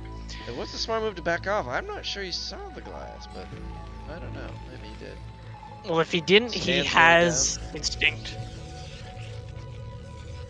Sees the Citadel. doesn't see much. Yeah, sees the Maybe Citadel. if he clicked on it. Yeah. Which, maybe that's indicating, arbiter tech rather than a carrier for late game. And he's seen the speed shuttle. CC has started for Pandora in his main. Gonna float it over there. Yeah, it's a pretty good CC timing as well. It's going to hit them probably by 10 minutes, or a little bit over 10 minutes. So it's going to be really strong timing. And he's already moving out as well, getting rid of that early observer. So yeah, he looks like he's going to just take the bait. Oh, but here comes Jedi with a Dragoon across the map. It's not a huge... I mean, I think he can pare down this army maybe. Push back with mines. With good control, I'm pretty sure Pandora's going to be able to easily secure his third. Jedi is actually behind in supply, up in workers. Maybe he needs a gateway explosion. Yeah, bit of a gateway explosion going on. Are we going to see any more? Just the extra 2. But yeah, I think Jedi's not going to be able to bust here at all. Like these mines are just going to soak up shots. Yeah, I think he needs already to be setting up thinking about going late in this game, taking a 4th and 5th. Let's see how his tech is going. I don't see a Stargate yet, so he's getting leg speed. Loading 1,700 minerals. Oh, at the third action at Terran's You're right, third. The Reavers go Reavers down. get some damage Managed done. to get the That's shuttle out. nice. And Yeah. really fortified the area between his main and his third, though. A little delay on the shuttle keeps it alive. That's nice. Those 2 Reavers are pretty helpful. Yeah, they're super helpful. And he did deny that third base from Pandor for a little bit, but yeah, it wasn't really a huge effect on him. I keep looking for when's the probe gonna move out? There's our probe to take a 4th. Yeah, definitely want to see a 4th with the 2,000 mineral bank. That's for sure. Yeah, Pandora though, these vultures here moving up along the left. They could get in there, but Jedi has brought his goons back. He should be able to defend if the vultures move in. They are moving in. Jedi down to 14 supplies. Just seems like he's just sort of macro just hasn't quite kept up. Yeah, I think he's also stopped producing observers, so that's also not helping him there. In supply count as well. He hasn't been only caught got out badly yet. Or I don't recall him. Did he lose units to mines? I mean, No, not yet, but he's only got the 2. Generally, I see more from Protosses, but... Yeah. I've been told by coaches I should be building more observers. Oh, he puts extra gateways down, Maxwell. Yeah, I'm looking at him right now. Down. So what is he at? 3, 6, 9, 10, 11. He's got the Templar Archives and Citadel. No Stargate. Vultures are being active on the map. As to have to see. Oh, maybe he's going to go for Speed Shuttle with High Templar. Because he did the Reaver, Speed Shuttle Reaver earlier. That's generally a common follow-up, but he isn't making shuttles either.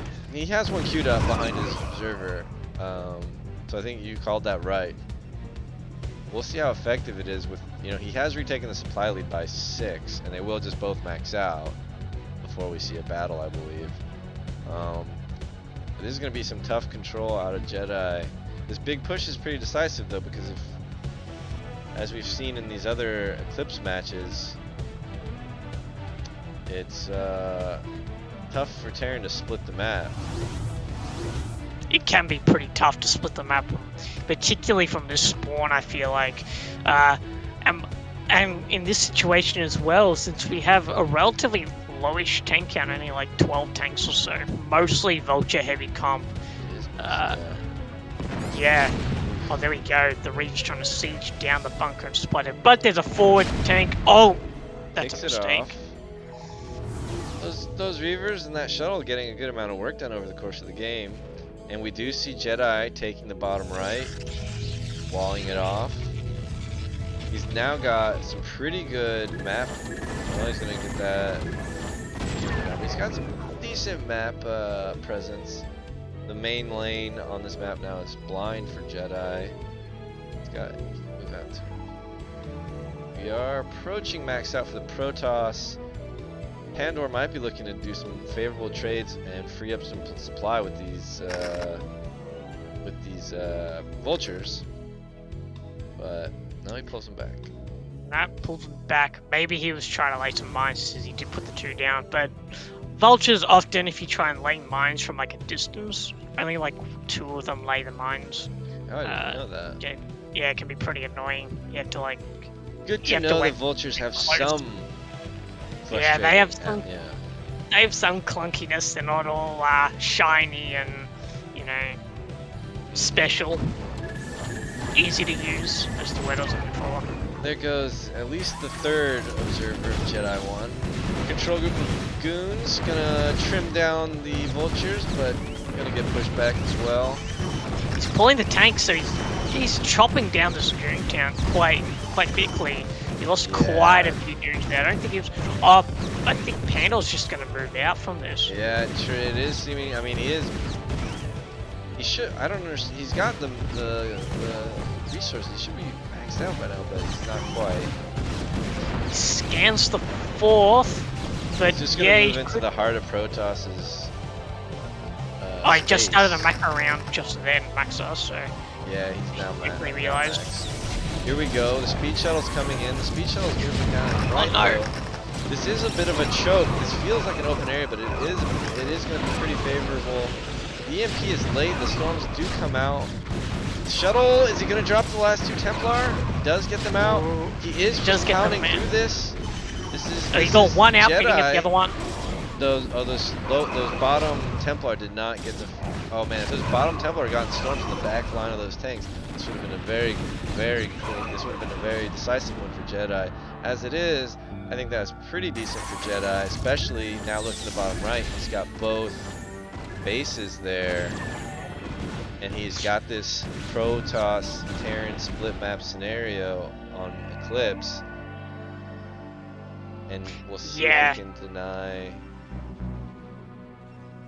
Yeah, this is that was a bad attack from Terran, because although it looked like he was in the choke, it wasn't the worst. It was a good battle. Definitely that battle. That what the Terran wanted was to take a base from that, and he didn't manage to succeed in that.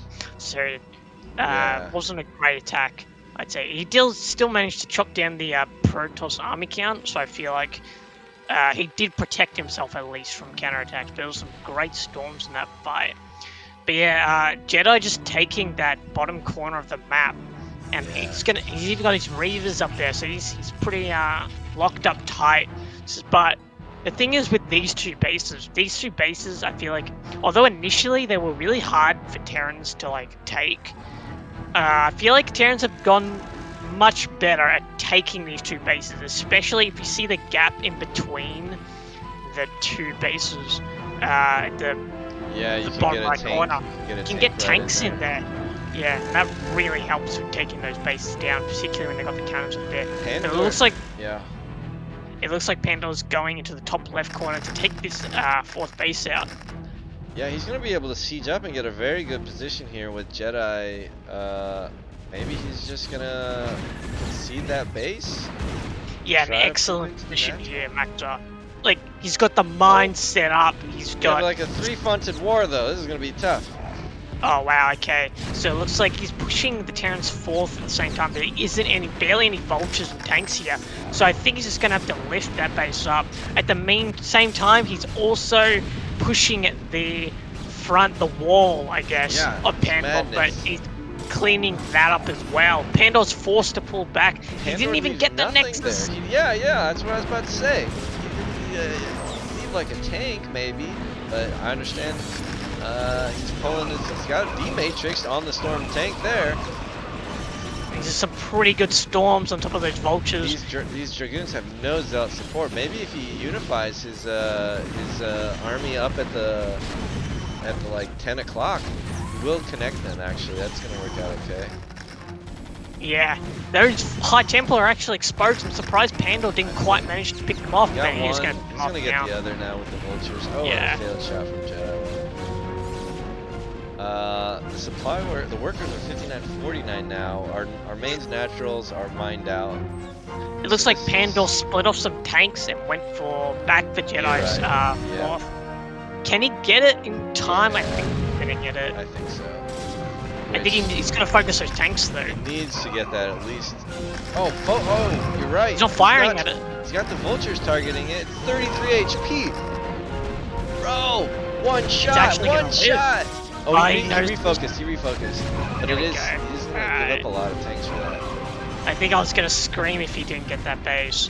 But at the same time, Pandor making his way to the bottom left. Oh, let's see, Zesky. You say the Terrans know how to break this now. He did clean up both the Reavers up there. Cannons, Yeah, the Reavers up there make it a bit more difficult there, Maxar. But I think there's just not enough Protoss army down here yet, and it looks like he's just gonna focus on taking this bottom base first. Look in Jedi's base. He's got a goon trapped. I think this is a Zealot on the far right trapped. That's pretty annoying. Pandor gets into the base. These Reavers, I don't think, maybe out of Scarabs, not picked up. Too much going on. Oh, Jedi actually attacks from a really good angle. Yeah. Bypasses like all the mines. He will clean this up and save his Nexus. It's looking pretty good for Jedi. He's got a pretty good bank. He's got a 50 supply lead, and Pandor is not taking a fourth anywhere, so he's just on the one mining base. Jedi's on the two mining bases. I strangely want to say it's even, though I'm not 100% sure, like two bases to one base. Though, to be fair, Mech Terran requires way more than one base, so perhaps... This is going to be a nice pickoff. You see it over here at the 9 o'clock, 10 o'clock. Yeah, do you see that? All those dunes going down, I want to say essentially for free. And it looks like he's going to make his way over to Jedi's recently restarted fourth base. Or not restarted, I guess, in construction fourth base. We have an Arbiter on the way. Ooh, our first Arbiter of the game, interesting. Yeah. He's definitely got the gas bank for Arbiter Templar now. Here we go, Pandor travels across, with just vultures at the moment to try and deny the base. These guys had a bunch of mines they could have put down. He's going to try to get the mines up now. There are no tanks here. I think this Nexus will be saved. And Pandora's just gonna pull his vultures back. Relentless game. Look at this, 200 plus APM out of both players. How did they do it? Yeah, it's pretty intense game so far. It looks like Jedi's just gonna push back into this fourth base to deny it. But Pandor's entire army's here. And his tanks sieged up. They're clumped. No Templar here. No, it's pure gateway army here. No shuttles, no Templar, no Arbiter. But I think it's just enough. It's just enough. have Yeah, some rally vultures to come. If he had been able to get up mines, there was. Oh, man. Jedi showing you how you just do it with good army movement, good macro. just a bit too suicide much from Protoss. Yeah. He's even going to get the tanks. Is he going to get the tanks at the third as well? Yeah, he is. Yeah, he can just go up in this. Yeah, this third completely undefended. Like, he can just go into this third and kill it. It's a 70 supply lead for the Protoss. I guess that maybe he killed that goon in space, but yeah. Jedi realizes he can go into that third now. Yeah, that's his last mining base. Like, he's got like part of a natural left, but that's it. He's forced to lift up. Yeah, Yeah, the GG. handle GG's. Definitely was a GG. Wow, I thought, yeah, definitely in that mid game, like Jedi fell behind in supply, and he's not even going carriers or anything, and yet pulled it out. All right, well, one for Pandor. Too Fact, Too Furious again. I can turn up my volume a little bit if that's what I want. Yeah, it was a really nice game, that one. That was very back and forth, a lot of bases going up and down, really action packed. Really enjoyed it. That main engagement where the Protoss was able to land a bunch of those storms definitely helped him secure those like fourth and fifth bases. But yeah, I'm a little confused I mean, I guess that, I mean, just having those good shuttle control and those good Reaver control really demonstrated the power of shuttles. Yeah, especially when you do like the speed shuttles with the Templar. It's a really strong playstyle. I see the pros do it a lot. They prefer it over Arbiter at the moment. It's really powerful. Anyway, at top center we have in the purple Terran Pandor from Too Fact, Too Furious, and on the bottom left side of the map we have Jedi 1 playing for Let Us Attack. Oh, I see that in chat now. I gave the wrong point. I gave the point to the wrong player. I will remedy that. Yes, definitely Jedi's win last game. Would not deny my Protoss brethren their glory. You would not. You and your Protoss brethren. You stick together. You got like that psychic connection, right? That's what all Protoss have. Yeah. I don't know what it's called. The Force. The Force, there you go. It starts with a K, but I can't remember its name. Someone in chat will probably point it out for me. It's in the lore somewhere. Yep. Anyway, we have I haven't seen a depot placement quite like that, actually. It's quite a interesting depot placement. I'm not saying it's wrong. Definitely not gonna say that. I've just never seen that one before in particular. Okay, really, forward barracks, gateway down. Yeah, I think this forward racks indicates a fast CC actually. I think we're gonna be seeing like a 17 or 18 CC. Yeah, racks expand. Yeah, racks expand. Which, I mean, I don't know.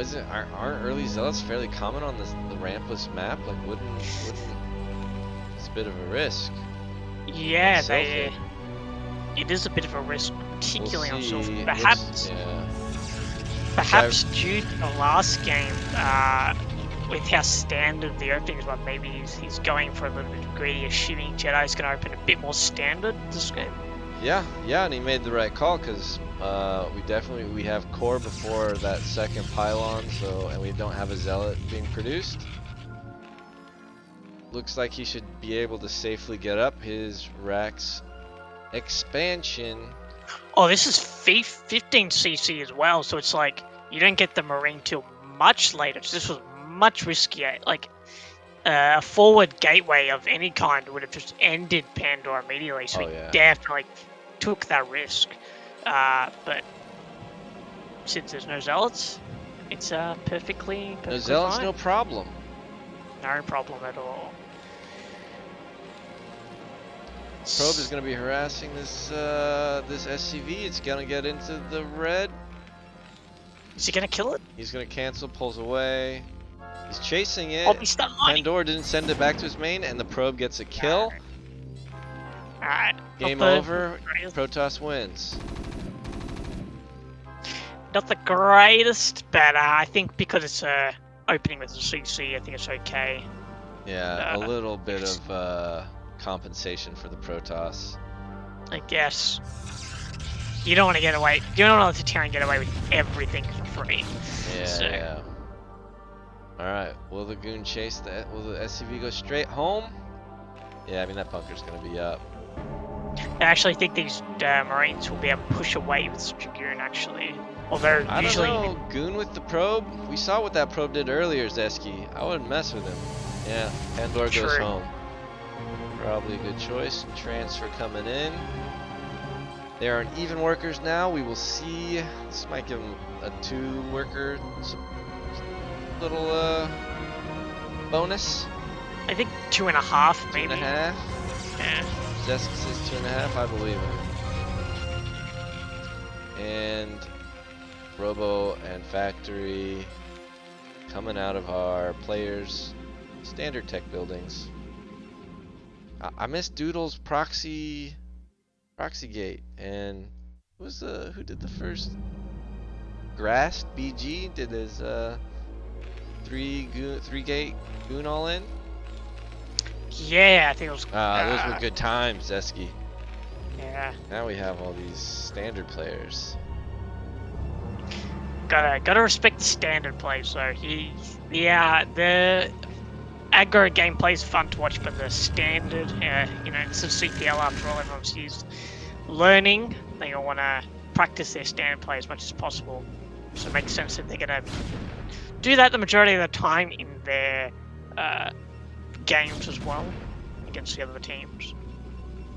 Would you call them the competitive scenes? I don't know what you call the official games. Yeah, I mean, people like to say CPL is, you know, we're like just here to learn and sort of have fun, but it's like, I think for a lot of players, they don't really compete in other StarCraft competitions. So this is like for me, this is like the peak of my StarCraft competition. So it's like, I'm not like against learning, but when I'm playing my CPL matches, it's like my mindset is I want to win. Above learning. When I'm playing my match, I just want to win above learning. Yeah, I agree with that, particularly because but I think my point is that most players will opt for a standard play, even in their official like CPL matches, because that's like the build that they've learnt the most and they feel the most comfortable in. And one of the like main things in being competitive is doing something that you're comfortable in, that you practiced a lot because you know you're going to execute that really well. So we're gonna see a although that being said, third. No, okay. Yeah, no, he spent all his money. He's that Reaver's on the way. Maybe 6 minutes. Who knows? Oh no, put a gateway down, so it's not going to be until much later. That third. Yeah. And in comes this Reaver. He didn't even skip goon speed for this, but this is this Bay late? Because this timing seems. What's late? Sorry. No. I got mixed up. I thought that one of the observers was the shuttle moving in with the Reaver. So the Bay is finished, and turrets need to be started, but we'll see. Observer sees it all, sees the vulnerability. Oh, there's a move out here with the 3 tanks, 6 Marines, and Jedi did not. His observer maybe catches the tail end of this, but it was not in position to see the move out. we do not Yeah, I wasn't see watching much of a Pandor's, but response. I wasn't watching Pandor's factories, and yeah, he's got the 2 Oh, he's shops, gonna so he wall in. buys extra tanks. So this is 3 tank pressure right now, He's and got there's the not that Reaver many and goons. Zealots. What? I think the Reaver should better hold this max up. Yeah. Juicy shot on the Marines. That's gonna clear them out. Every Marine going down. I think it's held. I don't think it's with good micro. I mean, I would have lost that Reaver right there. really good Reeve shuttle micro. Gotta give it to Jedi right now. And he's gonna hold it quite easily. I don't think he should have those tanks there. Whoa, 2 HP on that tank. That should have died. Saving him. Well, that should have died. Pushes him back. But this way, this pressure, you know, he skimped on the. He didn't have the turrets. Oh, well, okay, just had like the 2 turrets, but his main was pretty vulnerable.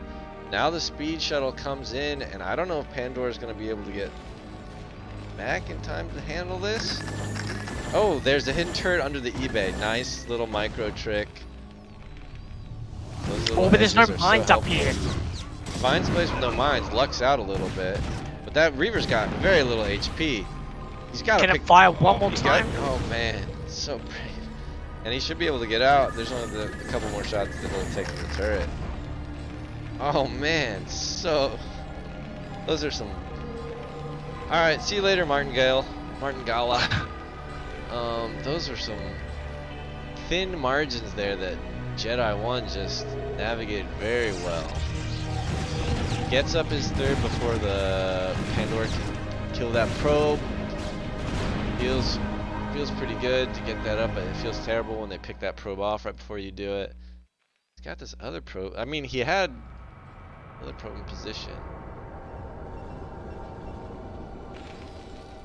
Oh, we see Pandora moving to the east. See, he's gonna take a 9-minute expansion, probably. Yeah, this will be on site as well, so this is quite risky, I think, particularly with the Reaver out, and the Reaver's going straight for it as well. I mean, he hasn't built it yet. Jedi does not know about it. I think he was just. Maybe he's gonna go check. We'll see if his game sense notices it. He is looking to take maybe his 4th down in the bottom. But that's sealed up with that pylon. 4 gates. Citadel is done. Observers noticing these units over to the right. And so yeah, he's just gonna. Jedi 1 is gonna bring down the turrets here. Tanks are sieged up there. Oh, they take out one of the weaker of the 2 Reavers. A little unfortunate. But alright, he reroutes the shuttle going around. Pandora should realize that that is a speed shuttle and it can move. Yeah, and I don't think he's seen the there he does. Yep, he definitely does see it now, and it's gonna snipe it. Yeah. I mean, I get that this is like a overall good strategic place to like hold on the map, I suppose, even though it's like not very narrow of a choke. Yeah, I think. But okay. I think it's a good position. I think it's a really good position to hold, but I don't know. I think with the speed shuttle out, like he's just gonna keep harassing his defense, and he's gonna split up his tanks now, which makes him a little bit more vulnerable at the front.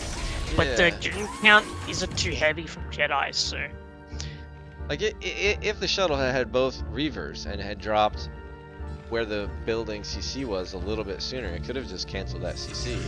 But small thing, but I mean these things add up. Our Jedi is continuing with his speed shuttle play. Maybe one day I'll be brave enough to do speed shuttles. You should try Maxo there. Pretty fun. I did it to you once last CPL in practice, and the first engagement went really well, and then that was like the first game you ever got off me. I don't know if you remember, and now. I remember you that. beat me. Yeah. No big deal. I actually remember that game because the Blime actually saved it, and he distinctly saved it because you dropped a zealot and killed like 6 tanks at a time with my mind drag, and he saved it and like slow motioned it and everything. embarrassing me. Oh, was that in our highlight reel? Yeah, I think it was in the highlight reel as well. But you still won, because my later game control of the shuttles was not good. Yeah, it's much harder with like when you got 4 or 5 shuttles flying at incredibly fast speed, and unloading dropships or shuttles or overlords is quite difficult when it's spread out. So its factory count seems a little low. Okay, there's the 6th factory on the way, and I mean they're matching each other, so it's only a 5th gateway now. These guys are like. There's actually more factories coming up for Pandora than Jedi 1, so that's definitely going to give Pandora an advantage in a bit. But yeah, generally, I think Pandora should be trying to aim for that 4th base. I think, yeah, they go to CC now. He's definitely arcing for that 4th base, so you can try and get this into a slightly longer game. +2's on the way from Pandora, halfway finished now. He's got EMP started. Yeah, he's got all the pieces in place, Pandora. Yeah, 75 coming up workers. Now. With 75 workers, quite a lot of workers. Yeah, he's got all the pieces in place. He's got all the upgrades coming up, all the gears turning. He's gonna become a very strong macro term. Machine shop spinning, armories spinning. SCVs spinning. Oh, that's so annoying. I hate trapped SCVs. Yeah, you gotta kill that guy and get that 1 supply back. We only see an 11 supply lead for the Protoss. It's been it's a very equal game here. We will see what tech. Alright, it seems like Jedi 1 is following the same game plan. Templar Archives without the Stargate.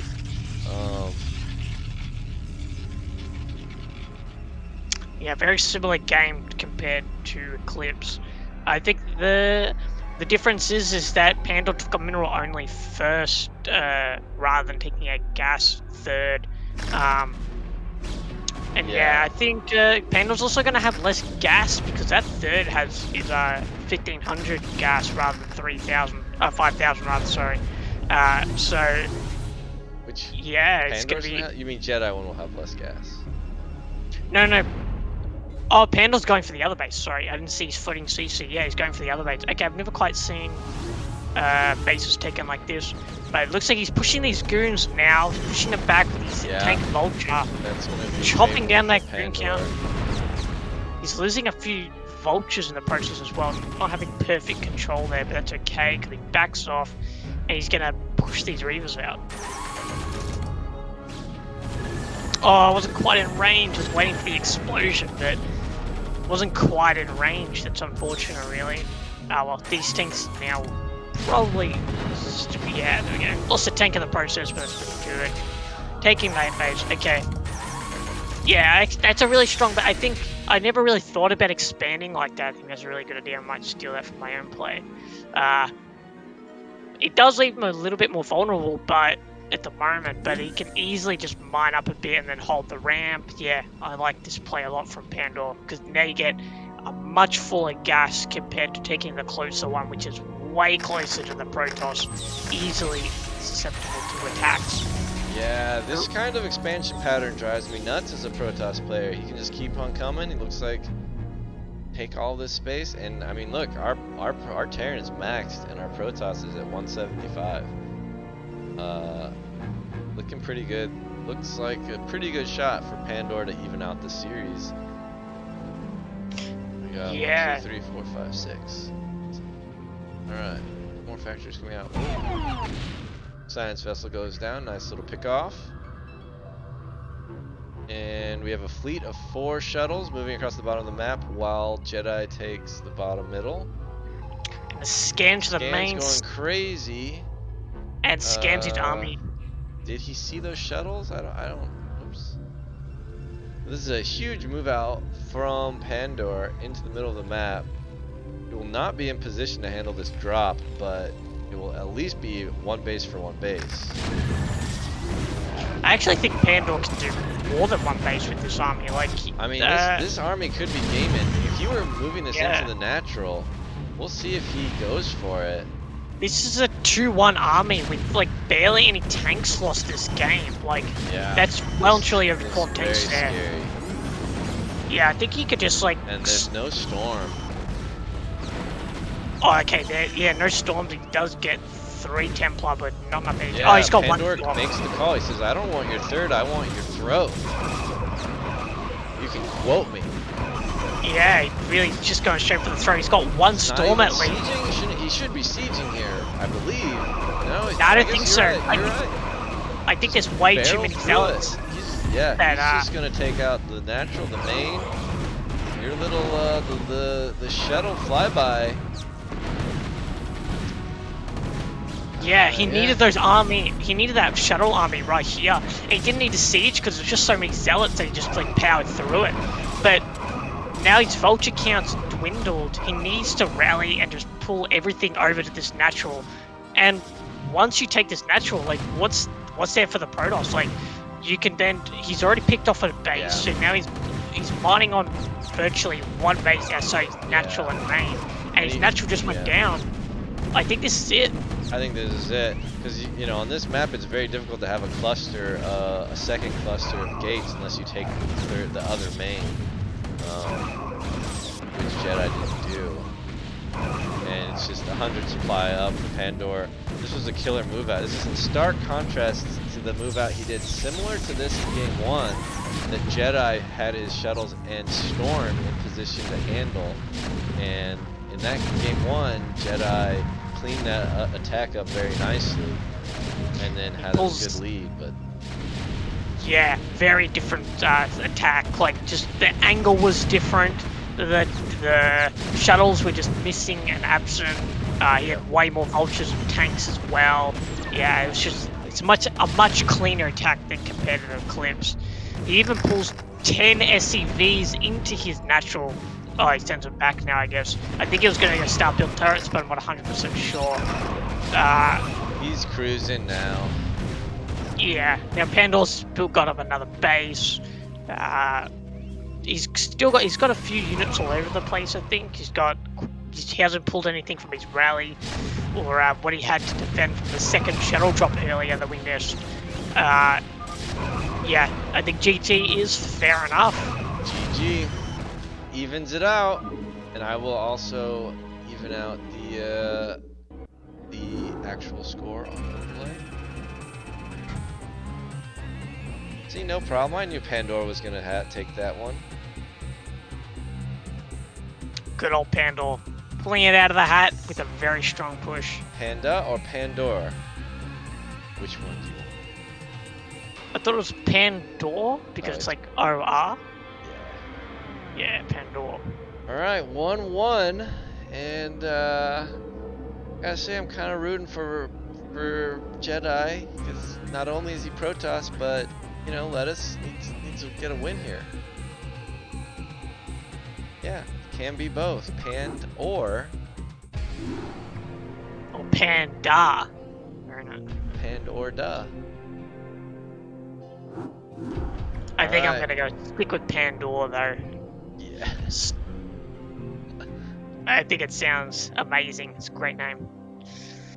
Game 3 on a map called Polypoid.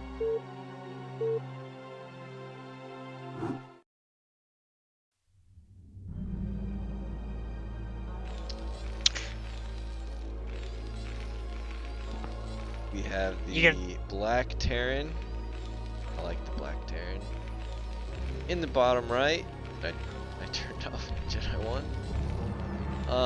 And we have Jedi 1, the Magenta Protoss in the bottom left. We have our horizontal spawns. Maybe we'll get some early aggression. Or maybe they do the same exact builds and we'll see, you know.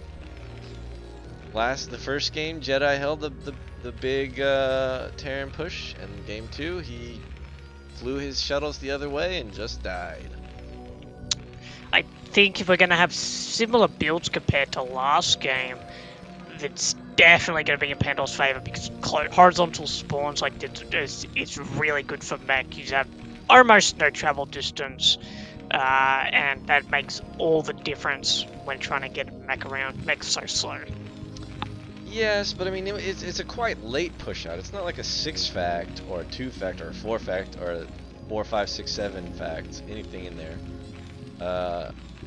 It comes at a maxed, it's like a maxed army engagement, and that's kind of like just, you know, really a question of who can position either max army really well to sort of have a favorable trade, and then the question is, does your macro slip during it or whatever, right?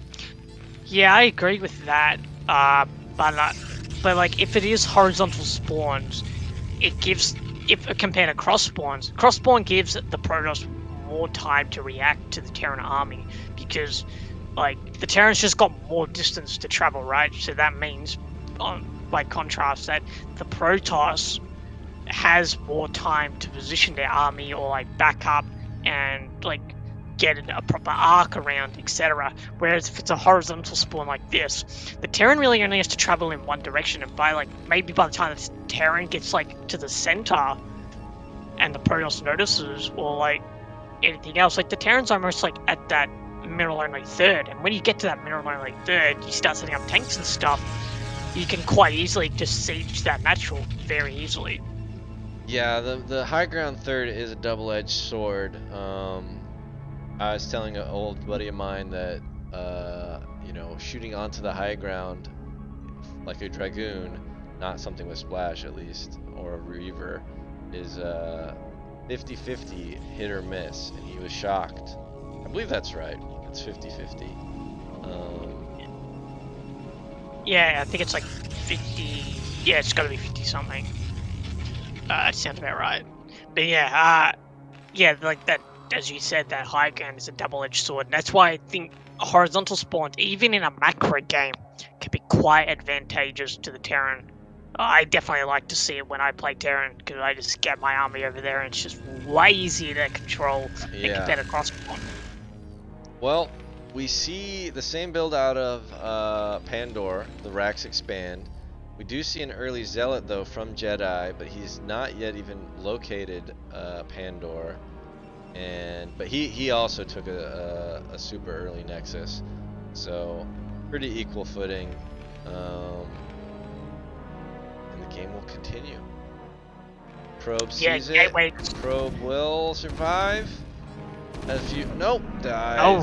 That's revenge for the previous game where remember that the probe got the kill on the early SCV. But yeah, I think Gateway Expand rather than Core Expand, I guess, or however you Protoss refer to your build. I'm not sure. Yeah, Nexus before Core or whatever.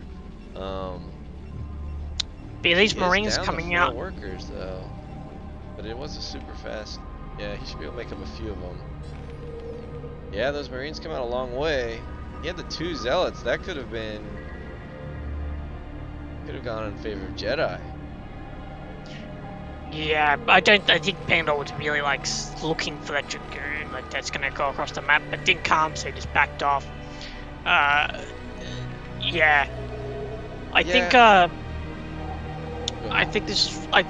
SCV count and probe count actually evened out somewhat because although Jedi lost that extra probe, he lost that probe. Well, just got one back. Oh, there we go. I guess yeah, not the chat, quite as. Sorry, in the chat, Fleeting Dream asked 5 SCVs ahead. Is that normal? I mean, he did seem to cut, as we're talking now, he did seem to cut probes to get that out, and then he almost equalized, but now it's like he was a little slow in producing probes again, so they're very close now. Apparently, according to Albert, that Jedi actually cut probes to get that Nexus and Core down. That would make sense. Yeah. So, yeah. Starport coming in.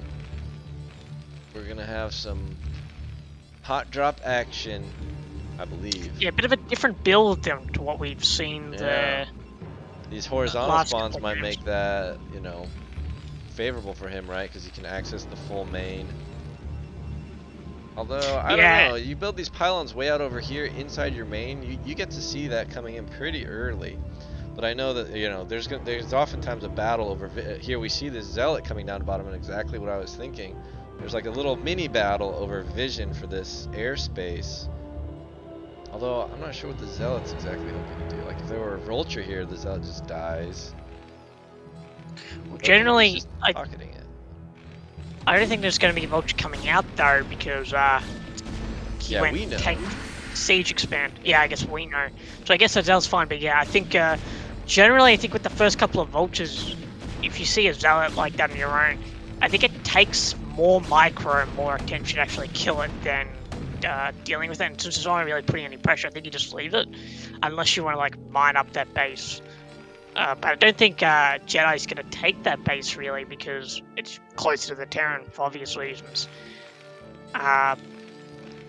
We do have a robo coming in for Jedi. No, I think this is, this is just like, instead of sending a probe to build a pylon, this is like a scouting zealot. But, well, now he's coming back, and the dropship's on the way done. What, did you say something was building for Jedi? I'm sorry. Oh, we have the shuttle out.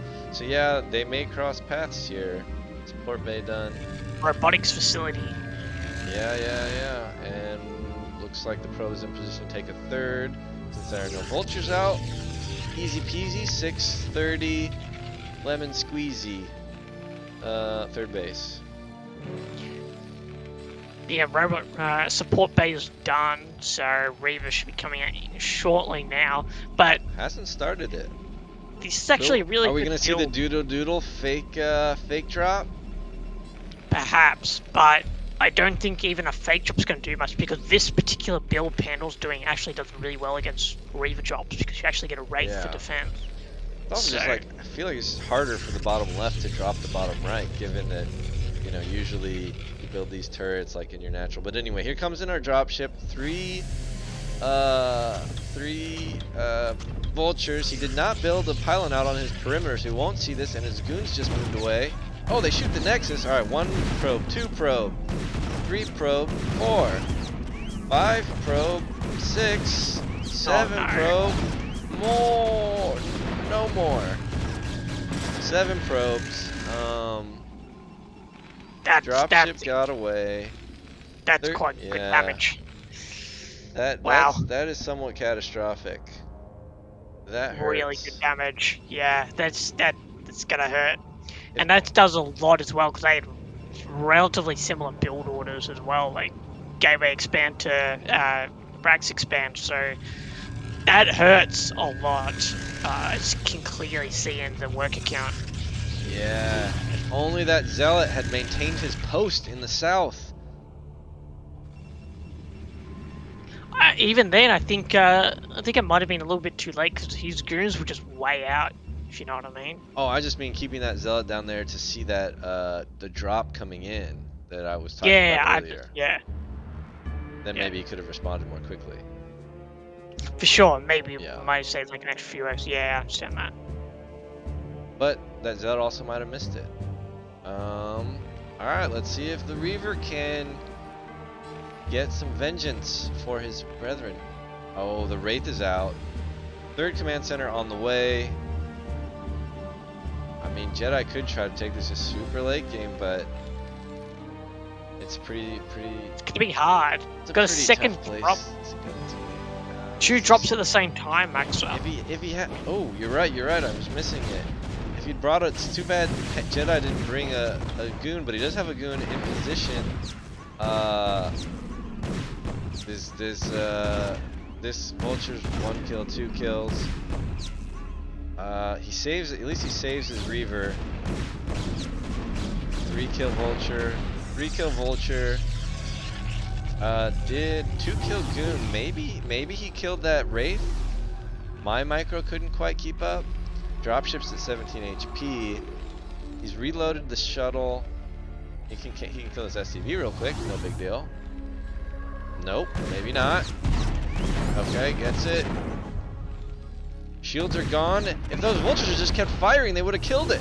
They'd put down mines. Alright, keeps the shuttle alive. That's good.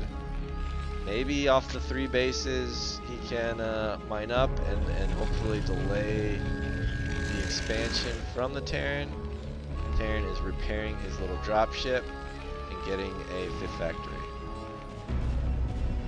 Dragoons coming across the map now as the vultures run past them and go straight for the natural, it looks like. Picking off the probe at the 4th throwing lane. Oh, he gets the pylon block in. Very nice. Very nicely done. What's it he looks gonna like do? He's sort of trapped. He's getting pinned in. A couple get out. They still have some mines left they can go put up in the other main. Be annoying. Yeah, fair enough. I mean, that wasn't the damage I think he was hoping for, but since he's already done so much damage this game, I think he's fine with it. But this could be, oh no, this is not great. The shuttle saw them move out, and he did not properly siege his tanks. He's going to catch all these tanks. Oh, is he? Well, he's got 1 tank siege there. He needs to just drop the Zealot, drop the Reaver. Alright, he's got all the goons in position. Jedi is going to be back in this game. Yeah, this is Didn't hardly even need the Reaver. I don't know how he did that. Yeah, this wasn't great. Pandor tried to like quickly take that 3rd, and Jedi just saw it with the shuttle and quickly responded, and I think that was really well done. Keeps the shuttle, keeps the Reaver.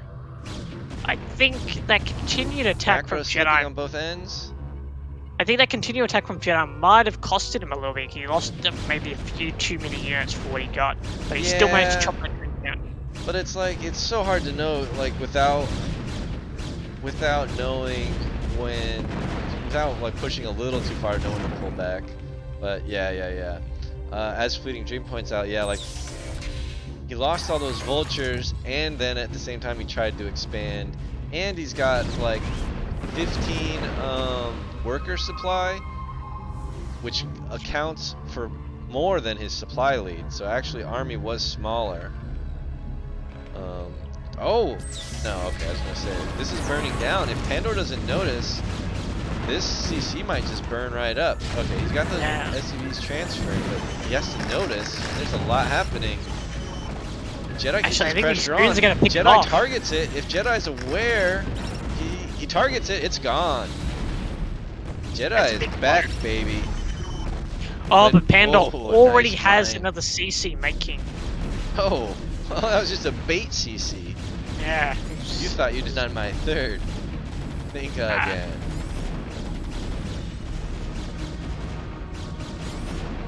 Alright, well, I think these Dragoons can easily stop this tank. Don't know why they're brave enough. I think they're in hold position. But you were just criticizing him for overstepping, and now you're saying he needs to step in. Zesky, what do you want? Well, I think they're only the 2 tanks. Well, earlier he tried to run into the natural with like way too many defense. Like, there it was like 1 tank that could really cover the other. Observer. Yeah, he needs an observer. Actually, it's a very good suggestion. That's a good observation, you might say. Yeah, observation.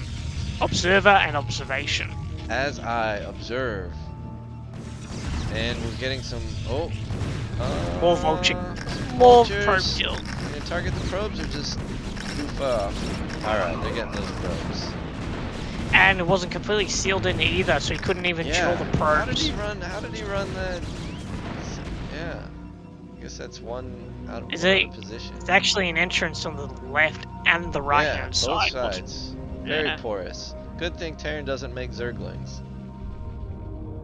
No, we just make vultures instead. Yeah. Alright, now we got observers out there.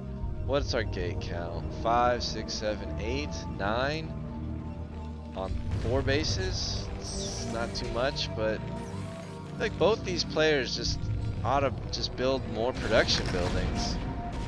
They both have so much gas.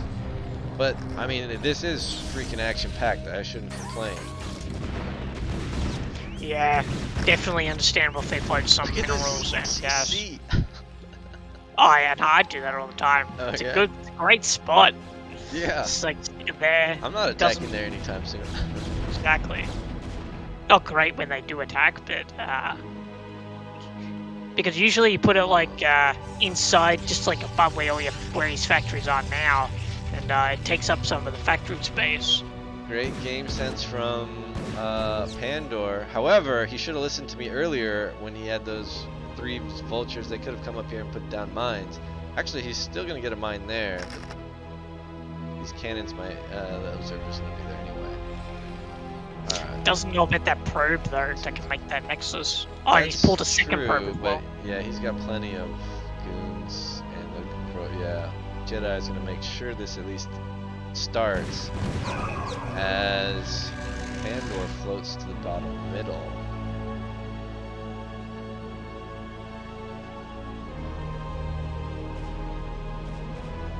So he's gonna clear that vulture out of his second main, probably looking to take that as Pandor looks to take his 4th base, the closer spawn to the Protoss. I think this is a good base to take, particularly if you want to, because it allows you to like launch assaults from this side, because this base, like they can't hang around in this base and then like try and attack your main.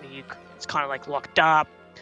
Yeah, I think this is a good base to take, particularly on close spawns if you want to attack. But I feel like Pandor can't really attack at the moment. Yeah, I mean, he doesn't have that many tanks. And again, he's only on the 8 factories. I mean, it gets... I feel like both these players... I mean, okay, Jedi's built a few more gateways. Are we going to see gateways up here? Kind of upgrades. 1-1, and we have the 2-1. Pretty normal upgrades. Alright, here he comes. These units kind of go around the long way. The shuttle does not really unload. Zealots blocked in the back. This is gonna go, yeah, this attacking this, oh wait, it's crazy how Jedi gets through. But, alright, it will be hell. Yeah, holds that pretty well. Not a terrible trade, but... Not a bad trade at all there, actually. Yeah, it frees up some supply, got a fair amount of tanks. Yeah, chopping down that tank count in particular, really The question strong. is, what's he gonna refill it with? He refuses, yeah, he's a gateway shuttle man. Shuttle didn't help him in that battle. But I'm surprised he doesn't integrate in the High Templar more quickly.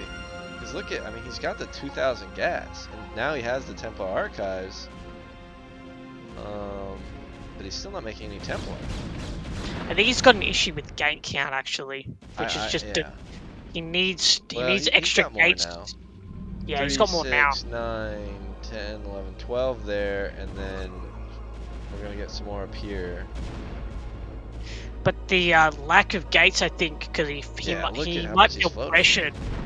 He might feel pressured to, oh, okay, these probes are going to get sniped. Yeah. There is no saving these probes whatsoever. I guess I got the cannons there. Still, it's cool. That's just more probe damage. Cannon keeps the vulture away. It's a nice saying, that one. But yeah, just so much probe damage. So much, you know, I'll tell you this, this was not in my dreams last night, Maxa. There were no probe deaths, nothing like this. Well, we have a TVZ coming up. We can watch the drones and celebrate their deaths together. Fair enough. The cheeky drones. Jedi at a supply deficit when they got just build more gateways, man. I think it's important. The lack of gateway, he's feeling pressured to get more units out, but those units he needs are not Templar because he needs zealots and goons to survive. Right. Templar. I mean, you want like 4 or 5 Templars. You don't need more than that. He's got 1 now. That's nice. But yeah, I agree that I'm not saying build 40 supply of Templar. No, I understand it, but what I'm trying to say is that he's feeling pressure to make non-Templar units and Norman Arbiter units because he wants the goons and zealots to survive. like, because he needs like those bulk units first to really keep the Templar alive, and he keeps losing them, which means he's unable to get his Templar out. So with the high gank count, I think we should start to see more Templar added to the fight. But no shuttles as well, which is No interesting. shuttles, so much you know what I would have liked to have seen is some like hidden Stargate gateway or like carrier switch like 7 minutes ago over in that main. Let's see. Yeah, it's he does have a shuttle now with a couple of Templar. Yeah, we'll see if he can get anything done. He's got the storms now. But Pandor pushing across the map. Yeah, really nice army movement. He's getting these flanking mines up. Will he take this high ground? Looks like he's going to be able to get the high ground. And yeah, this is what I was talking about with horizontal spawns as well. Like, look how quickly Pandor got across the map. Now he's in a bit of a killing blow position on his base. It wasn't that quickly. He went like up and around and down. But this is just a devastating spot. He's not really up on the high ground though, so this is going to be okay for the man. The Zealots are just Protoss. This Templar needs to start doing some storms. The rallies are coming, but where's no storms? Storm. Oh, it's just such a hard style to play. You have like 6 control groups. You need to right click the Zealots past. I mean, it's still easier than controlling tanks and Terran, but for a Protoss player, it's quite difficult. Yeah, fair enough. Tanks and Vultures are hard to control, but those Zealots got on top of those tanks when they just they chopped that tank down a bit. But yeah, but look at this bank. 4 gates up here. He's not. There's so many D matrices too. 3 2s finished. Yeah. Yeah. Solid. But the thing is now, because the Protoss has the other main gate. Was Storm not researched or something? I cannot. Maybe it's finished now, but maybe Storm wasn't finished. That's infuriating. I lost a couple of matches. Yeah, well, if there was no Storm at all, and he had those Templar floating around, yeah, that would be very painful. That makes sense that he didn't pull the trigger. I failed to notice. 44 to 77 workers, 80 supply down, 3-2 mech in your natural. I've seen this show before. There is a little bit of potential for the Protoss to come back if he starts making, like, I don't know, Dark Templar, because the thing is... get out of here. No, hear me out, Max. I might sound like a biased Terran caster, but I have got boy.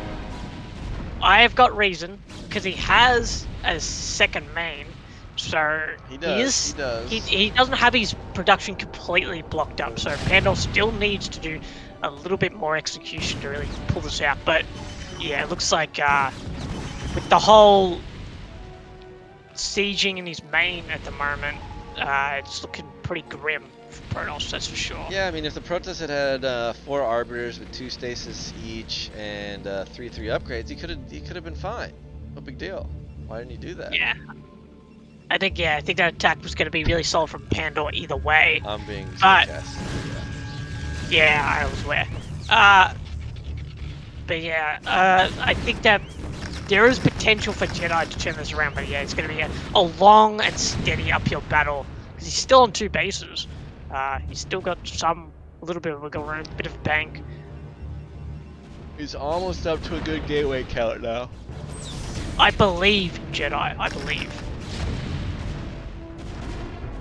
Is he our only hope? No, we have one more match. No. There is another. Look at those. No, this is game 3. Oh yeah, I know, but there's one more. There's one more match. One for lettuce attack. Yeah, one more for the team. Sorry. I think the team is Tier 0 battle has gone in favor of 2-2 Furious. Tier 0 week 10. Assuming there's no comeback in this game. Well, here comes the attack Storm.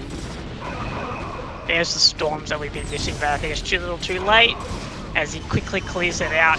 Pandor's setting up in the other main as well. There's no like Dark Temple or anything being produced. It's only Zealot, so he doesn't even need to scan. But, you Yeah, know. I think it's over now. I think I've given up. He's giving up, Zesky. Yeah, I think this is it given now. up. I know Pandor, this is the last thing that Pandor had to do was like secure this extra base, make sure that the gateways here were clogged up, and I think that's it. There's you, a Dark Templar. Yeah, I don't think a single Dark Templar is going to do it now. Nice.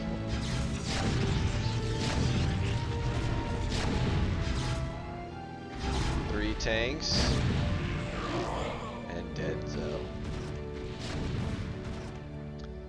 GG. GG. Well, those were quite some heavy-duty battles, man. They were excellent macro games. Thoroughly enjoyed. Yeah. I'm so conflicted, because, like, first Jedi shows me how you do it with just great army movement, tons of shuttles, or at least a few key shuttles in Storm. And then Pandora says, no. That is not how you handle a late game Terran. Alright, let me update the scores, and we will head into our final match.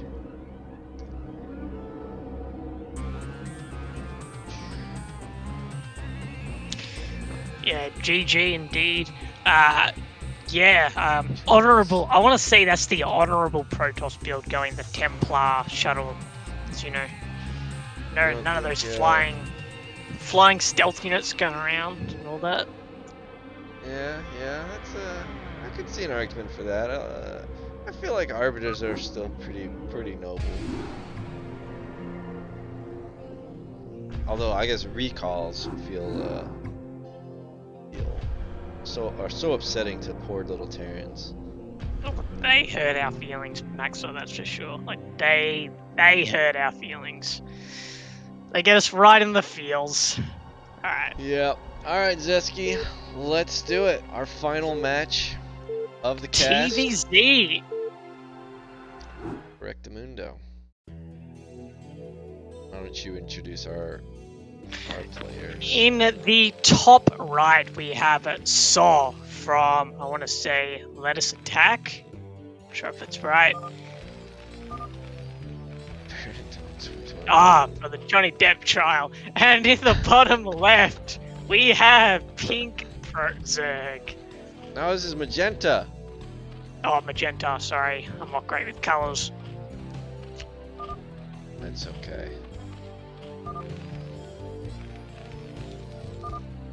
Spoiler alert. Yeah, Johnny Pink Depp Depp won kinda that one. wins. Yeah. With the $15 million settlement. If Johnny Depp played StarCraft, what race do you think he would play? And same question for Amber Heard. If Depp played StarCraft, I think he'd be Protoss, because you cannot possibly play Terran and have like 12 houses and like a career and acting and all that. You have to be a Protoss player. It's not possible. Too many houses required. Same for Heard, to be honest. Like, there's no way you can have a successful acting career and be a she's Terran a player. Zerg, man. Pooping in your bed, that's some Zerg behavior. Zerg behavior, huh? Alright, fair enough. Yeah. I reckon they'd both be dirty Protoss players that cheese all the time. She burrowed into Johnny Depp's life. Lurking. Yeah. Two-hatch lurker. She's like a lurker. What unit would they be? That's a fun question. She's a lurker. Lurker, I don't know what Depp would be then. Probably a High Templar with no storm. With no storm. Maybe a Dark Archon, I don't know. Or maybe... With no mind control or Maelstrom as well. Yeah. So he's just a non-attacking unit, huh? I feel like that's kind of lame. I think he'd Zesky, be you like have to help me here. I don't know what's going on with these non-enlightened right, species. right. Back to the These game. simpleton, raw beast and stupid beasts or whatever. Well, it's pretty standard so far. It looks like it's gonna be a Rax FE from Saw and 2 hatch from. Oh no, 3 hatch actually, because we don't have a gas taken from Rev. So yeah, this is gonna be interesting. I think 3 hatch on this map is particularly it has its advantages. Fire? Was that a miss? I heard that drone fire, and there's no damage on the SCV. Yeah, I think it was a miss. Just 1 out of 256, whatever it is, of happening. But I think 3 hatch on this map, it can be strong. Hatch. I think it can be strong, but it's also like you can't really take. It's going to be hard to take that 4th, really, unless you do some great damage with 3 hatch. But we'll see if it's going to be Meter or Hydra. I mean, yeah, the difficulty in taking the 4th is similar to the difficulty Terran has taking... Wait, the 4th? Yeah, the 4th. I think... Oh, I guess he did hatch in main, so maybe the 3rd. He did 3rd hatch in main rather than 3rd hatch at the base. Slightly different build. I was told 3 hatch before gas was dead, huh? Well. Rev, bringing it back. And if you've been reading Terran Help, that's actually what Terran coaches have been recommending, if you've been following that saga. Anyway, I have so... not. I do not frequent the Terran Help section. I go to the Terran Pain section. Saw is doing exactly what the chat was saying. He's going... The reason why it's dead, rather, he's going at 5 racks plus 1, I'm pretty sure. Oh no, I don't see an eBay, so he's just going 4 racks. 4 racks. Straight up no 4 racks. I haven't quite seen this. So I think he's just going to get a lot of Marines to try and put pressure on. But I think impressive should be able to hold this, to be honest, because he's got the 3rd hatch, so he can make extra ling. He's going to be able to get the Sunkens up if he sees the root up, though he doesn't have any lings out the front of his Is this like pretty normal layer timing then? For 3 hatch, yeah, it's pretty ordinary for 3 hatch. It is later than 2 hatch for obvious reasons. So yeah, this is going to be interesting. Okay, Academy goes down now, so it's going to be like 4 racks Academy. I haven't seen this build. I'm excited. I want to see how this does. Haven't quite seen it build like this. Okay. Yep. So yeah, I think Veer, when he notices this, he's going to drop down a couple of Sunkens. He's got his Spire on the way. He's going to drop down a couple of Sunkens, maybe make some extra lean to hold his pressure build.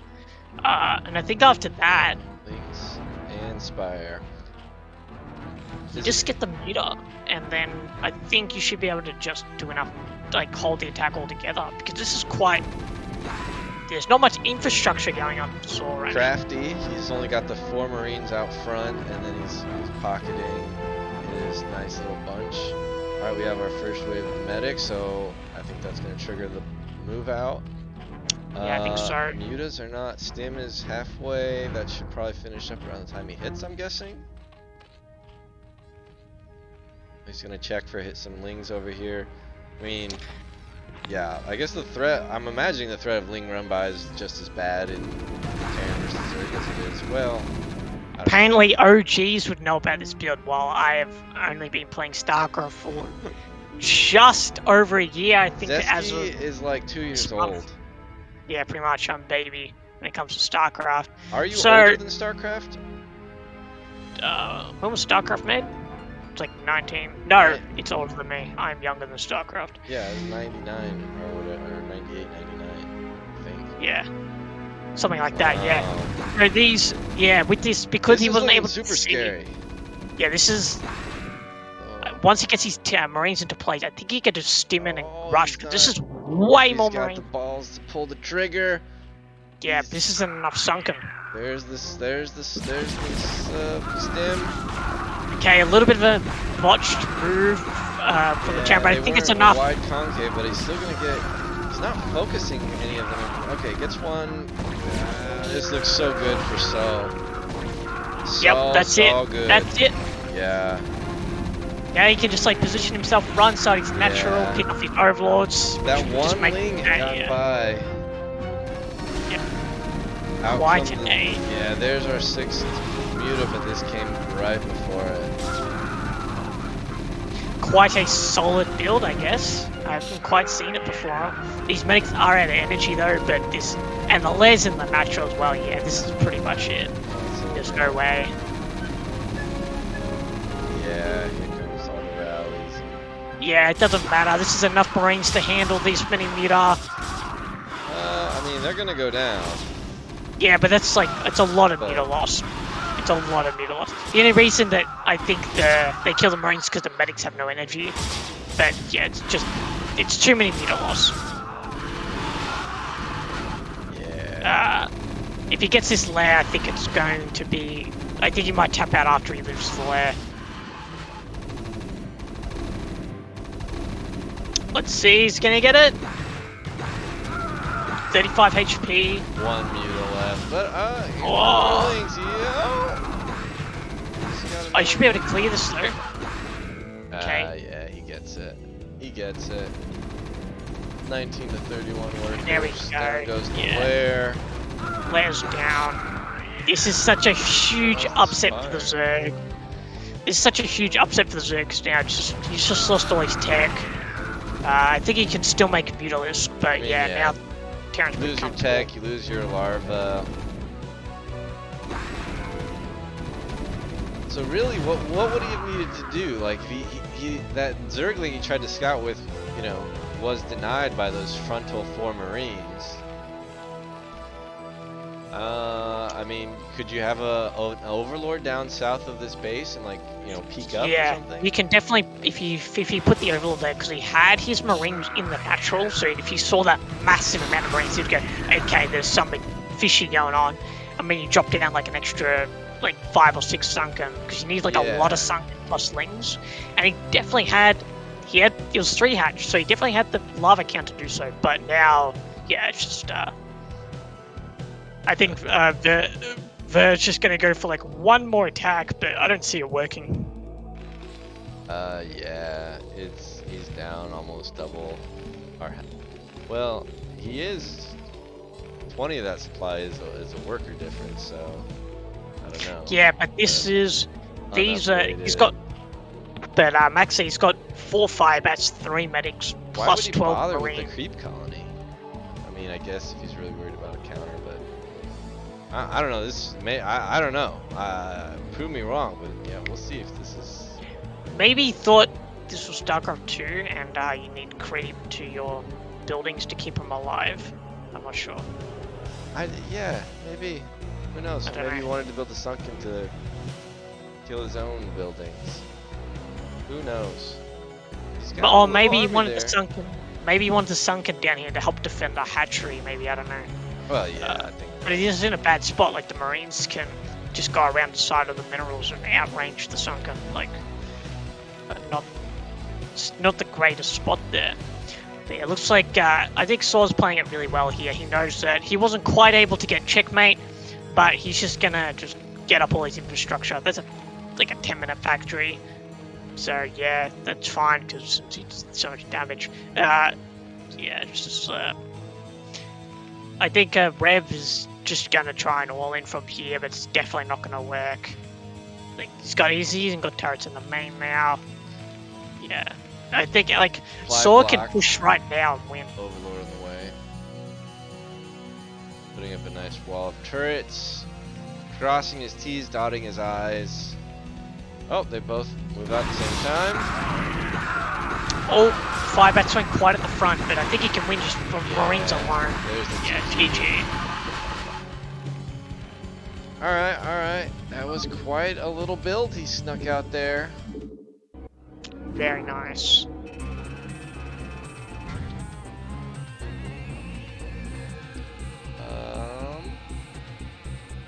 Go back to the matchup. yours. And that will be... I'm just assuming that that's the guy on the right side. Yeah. Too Fat, Too Furious. Saw. Can he complete the 2-0? Can Rev bring it back? Or does it go by VIR Rev? I don't know. I don't know either. I hope I'm saying it correctly. Probably should have practiced saying everyone's name before we started this cast, but There was a proposal in the casters chat about asking players for little bios that could possibly include pronunciation guidelines. There was a lot of discussion about it. Was any action? Was there any action taken? I don't know. It's pronounced so with long O sound. So. So. Okay. So. Got it. So is our olive Terran in the top middle, and VIR Rev is our magenta Zerg in the bottom left. Moderately chill says, or should I say moderately chill? I don't know. This pronunciation is part of the fun of casting. Don't take that away. I'll take away whatever I want to take away. I definitely like to get people's names right. Just to moderately chilled. Yeah. Interesting to see if we're going to have 3 hatch again or if we're going to have something else, 2 hatch. I'm actually not too sure about TVZ on this map. I haven't played TVZ that much from Neo Silford, being a junior player here myself. Yeah, I'm interested to see what happens. I know that stim rushes can be quite popular here because there's no ramp, so you can just quickly get up into the main rather than having to deal with the Marines running up the ramp single file against Mutalisk to end the game. But we'll see what opts for. Looks like he's just going for a basic barracks in the main, not going to do a wall off or anything. And it looks like 12 hatch from there. As I learned earlier, you can't really wall off in this position given this unbuildable terrain right here. Oh no, usually you wall off in the natural. At the natural wall. Yeah. The more so then you know. take your CC. Yeah. Walling off in the main, well, that's generally for like obviously a 1-base build, and it's kind of a tell if you do that. Got you. Yeah, you Gonna can complete a wall off on Sylphid. Yeah. They're both gonna first scout each other, so it looks like he might opt for a 15cc when he sees this. How come? What are you? Because of 12 hatch. Really what are each of them looking for in the other's base? Okay, so The 12 because hatch, he saw the 12 hatch, so he saw the hatch halfway done, so he knows the pool can't be finished, and now he just confirmed that the pool isn't in fact finished, it's also halfway done, which means there's no lings that can come out, which means Terran can now safely go 15cc, but he doesn't in this case, he just went for the Marine, and then the CC. Maybe because he got first scout with the drone. Maybe because he got first scout with the drone, he didn't feel comfortable going for that 15cc and dealing with the drone pressure. But that's fine because 18. There's not much loss there. It's just really a corner that you can cut if you happen to first scout Zerg. Yeah. So what So wants to do is he wants to keep its SCV and Rev's base alive long enough to try and see when his lair finishes, whether or not he grabs speed, depending on lair timing, how many hatches he takes, in this case it's 3 hatch, I think it's 2.5, no it's 3 hatch, and when the Spire or Den gets put down as well, depending on whether it's going to be Lurker or Muta. So it looks like this is pretty standard. That gas is probably a tiny bit early. We'll see when the Academy gets dropped down by So. whether or not it's going to be a stim rush. But it looks like he's moving up with these 5 Marines. Yes, he is. Sunken Colony will be done, but Yeah. what's unstimmed, unupgraded Marines 5 versus 1 Sunken? Is that a favorable trade? If these Lings are way out of position? Nah, they can't even bust that Sunken. They have no hope. No Okay. hope at all. That's what I thought. Yeah. So these Marines are going to have to turn around. I'm seeing it Sunken. Yeah, it's going to turn around. Might try and pick off the Yeah, but you want to make sure it's there. Oh, little drone pull. pull the drones. And Pull another colony right of going down. Sunken. He doesn't know what's coming behind this because he doesn't. I don't think he has confirmed the CC at all. Could Yeah, he sneak might out? think it's like some sort of one base Overlord's tactic. way out of position. But I think he's kind of confirmed now that it's not, since there's no action happening with the Terran. Though this is a lot of Ling spam. Lot He needs of to pull these Lings. Marine spam. Like right now, and I think it's So too late. sees it, so pulls How's he gonna back. micro this? Oh, Do we no, have these Marines are speed? dead. No, speed is nowhere near done. Speed isn't done, and yeah, these Marines are dead. They're saving them, Didn't and even need the Zergling speed, but yeah. this is good for Terran, I think. Even though he lost the 5 Marines, he forced an extra Sunken and so many Lings. Forced a lot of Lings, forced a Sunken. It's not terrible. It's only right that Zerg gets a little bit of blood for their hard work. Yeah, fair enough. Comsat's coming down. Is that? Yeah, I guess you're worried about a lurker rush, I suppose. But Nah, we got a spy. It's definitely not going to be a lurker rush. sure, but I'm a little like, why the comms? Is that early comms? Oh, that's just that. You usually get concepts early in TVZ just for scouting information. It's quite useful. And you get the academy anyway, so why not? You do get the academy anyway, yeah. Yeah, you need it for stim and range. Alright, So, this yeah. time Rev has the Overlord in position to possibly like check the front to see if there's a big massive bio there, but we'll see. Hopefully he doesn't get caught as off guard. It is this 4 racks, but with so what's the difference in his build this time?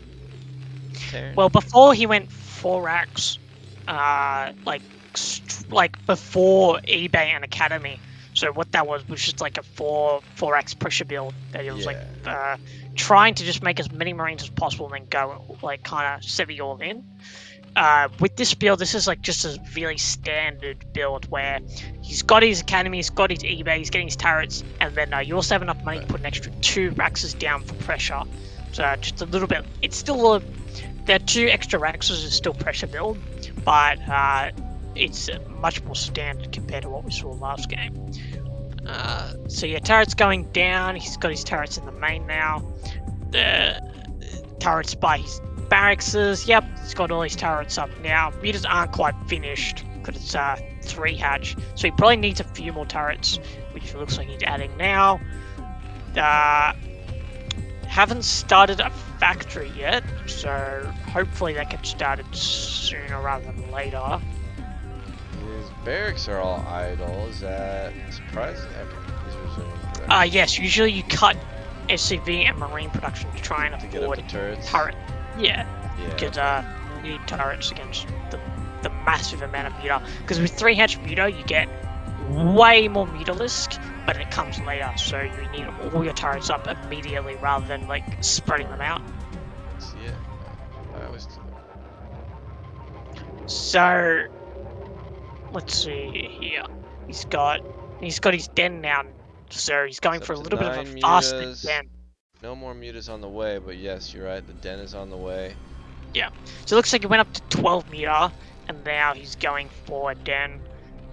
Probably going to be starting lurker soon. Yep. So he's going for a lurker switch.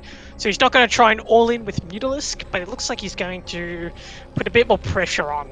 Yeah, does So need to be Lurkers moving later, out to maybe. just like keep a sense of pressure on, but not that the Zerg is even making any drones, so. Yeah, the Zerg will be trying to focus on getting those lurkers up now and those Hydra, so they'll be spending all their lava on that. But the Zerg still hasn't taken like a third base. I'm not 100% sure when you take your third base with 3 hatch, though I usually take my third base with 3 hatch sooner than this. But we are getting some decent pickoffs in the natural. Quite a few SCVs going down. Yeah, I still have a 12 worker lead. Lost 1 muta there, and now the bio's moving out, forcing the mutas to come back. We'll see how this interaction goes. Oh, I actually don't picks think off these a Marines. muta. These Marines don't actually have to respect these mutas because they've got +1, they've got stim, they've got range. It's way more than 12. It is a big 6 group. medics. Yeah, it's just the big group with all their upgrades. Lurker aspect is almost done. This is a good number of sunkens, to my eye at least. And lurker aspect done, and here we go. We have set 4 mutas on the way. Our mutas, sorry. 4 lurkers on the way. A little bit of cleanup with the zealots. Can these mutas come in here? I think Ver's going to try and end the game here because he has taken a third base and he's already got a Queen's Nest with a hive. And so. He's got the Evo chamber on the way and a hive on the way. That seems like he's protecting. Yeah, but I think he's making a lot of lurkers for just 2 bases. Like, I don't know. Like, it seems like he's teching, but at the same time he's also making units. Oh, he's diving deep. Finds diving the deep into juicy underbelly, unprotected down here. Oh, he's not getting. All right. Getting quite a few kills here. He's just gonna lose all his mutas here, but I think that's okay to trade out mutas like that when he's already got his lurkers up. He's got his lurkers. The mutas aren't long for this world with the science vessels probably en route. Although I guess the control tower is coming. Yeah, although he still has 6 mutas up, and these starports are not in the best position because they're not behind the turrets. That's so true. he could we'll see if he fly in it. and do some damage. But is it typical to get the Overlord speed, or it's just like you don't really need that because it's unlikely for the Zerg or Terran to be making raids anytime soon or anything? Nah, Terran doesn't generally get rates this early on. You want like all the only time you really make rates is against Guardians, and either you just want to get as many vessels out as possible because vessels will help you with defiler and workers and everything like that. Vessels help with that. It's a very good call with these these workers. Supply blocked. I missed that. I guess some Overlords went down. Yeah, they were in the center of the map. Just got picked off by a little bit of Buyer, but he managed to trim some Buyer as well. So out comes our little drone. But this is a lot of drone. workers. Gonna take the third. There you go. There we go. There's our third finally coming up. Nope. It's not quite yet. No, he'll be taking. Yeah, you can't really take that. You don't want that low gas base because it's just gas. Zerg is so gas All intensive about in this that matchup. gas. Yeah. So sure. definitely want to go for that base. He has. Alright. 1-0 still for the Terran, and is that where you just chill at? You don't bother getting more? Sorry. He's like stopped. So is this an error here that he's not upgrading his infantry more? We have a dropship coming in though. That could be exciting. Another barracks, but it is. Yeah, he definitely wants to be starting the eBay upgrade. It looks like that dropship's just gonna. Whoa! Right by each other.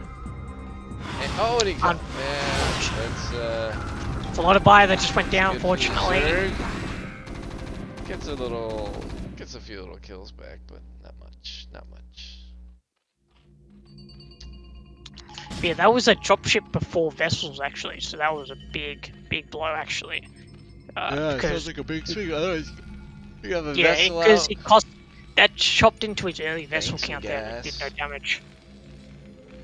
And you're right, this is still an unprotected area, like this structure, but I think it's fine now. Once vessels are out, it doesn't really matter. It's mostly aren't for out yet. You could be right here with some Scourge, just kill the vessels as they pop. I think he's got 1 vessel with the energy. He should be okay.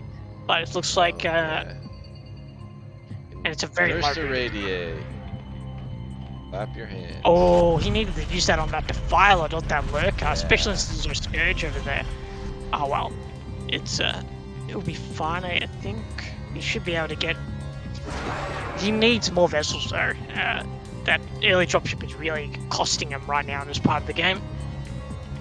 But it looks like he has this small little move out on this bridge here. But yeah, there's just not really much army. He's got. Still hasn't started +2 Maxwell, so it's or a second I'm eBay. not sure about that. One eBay, not doing anything. He's also got this little group of Marines up in his main. Is that profitable? Nah, that should probably be his main army, but Yeah, a bit of miscontrol. All right, we have our Dark Swarms coming in. Zerg getting aggressive. Yeah, but this shouldn't do too much because he's got no Scourge. He's got 3 vessels, so he's got enough to irradiate the Defilers. He's got 3 Scourge over here, but they're not doing anything. This should be pretty much stopped. He's got an additional 1 extra Defiler in the making still, so he can't even. This swarm should actually disappear by the time that Defiler gets over there. Yeah, so the push won't be able to continue really well. He's taking up a more offensive position. Where is that Defiler? He's got a nice little group of Scourge back in his main. Pushes away. Like into third stacked Lurkers. Very deadly stacked Lurkers. On top of a ramp, kills so many units. Yeah, three Lurkers stacked there.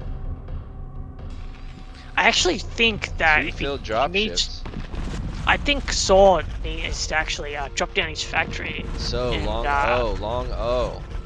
long O, sorry. So there comes the upgrade. I think So needs to drop down his factory and go start making tanks because there's just so many Lurkers.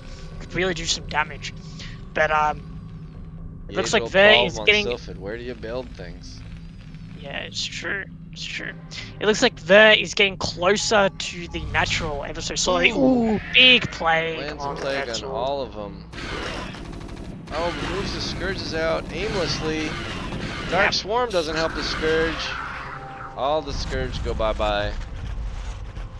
Getting behind the Lurkers. This is really bad because now he's cutting off Defilers. Yeah, as interesting. soon as this Dark Swarm's out, he can go for a full surround on these Lurkers and absolutely bin them. It looks like Sar is also denying that extra main, so there's any potential 4th hatch being denied. Yeah, it's just Sar's in a good position here, I think. He just needs to keep those vessels pumping. Ver is got his +1 Carapace, +2 on the way. He's got. Well, Ver says if you're gonna move into my main, I'm gonna move into your natural, or your nat for nat. Yes, but it looks like he's losing so many buyer.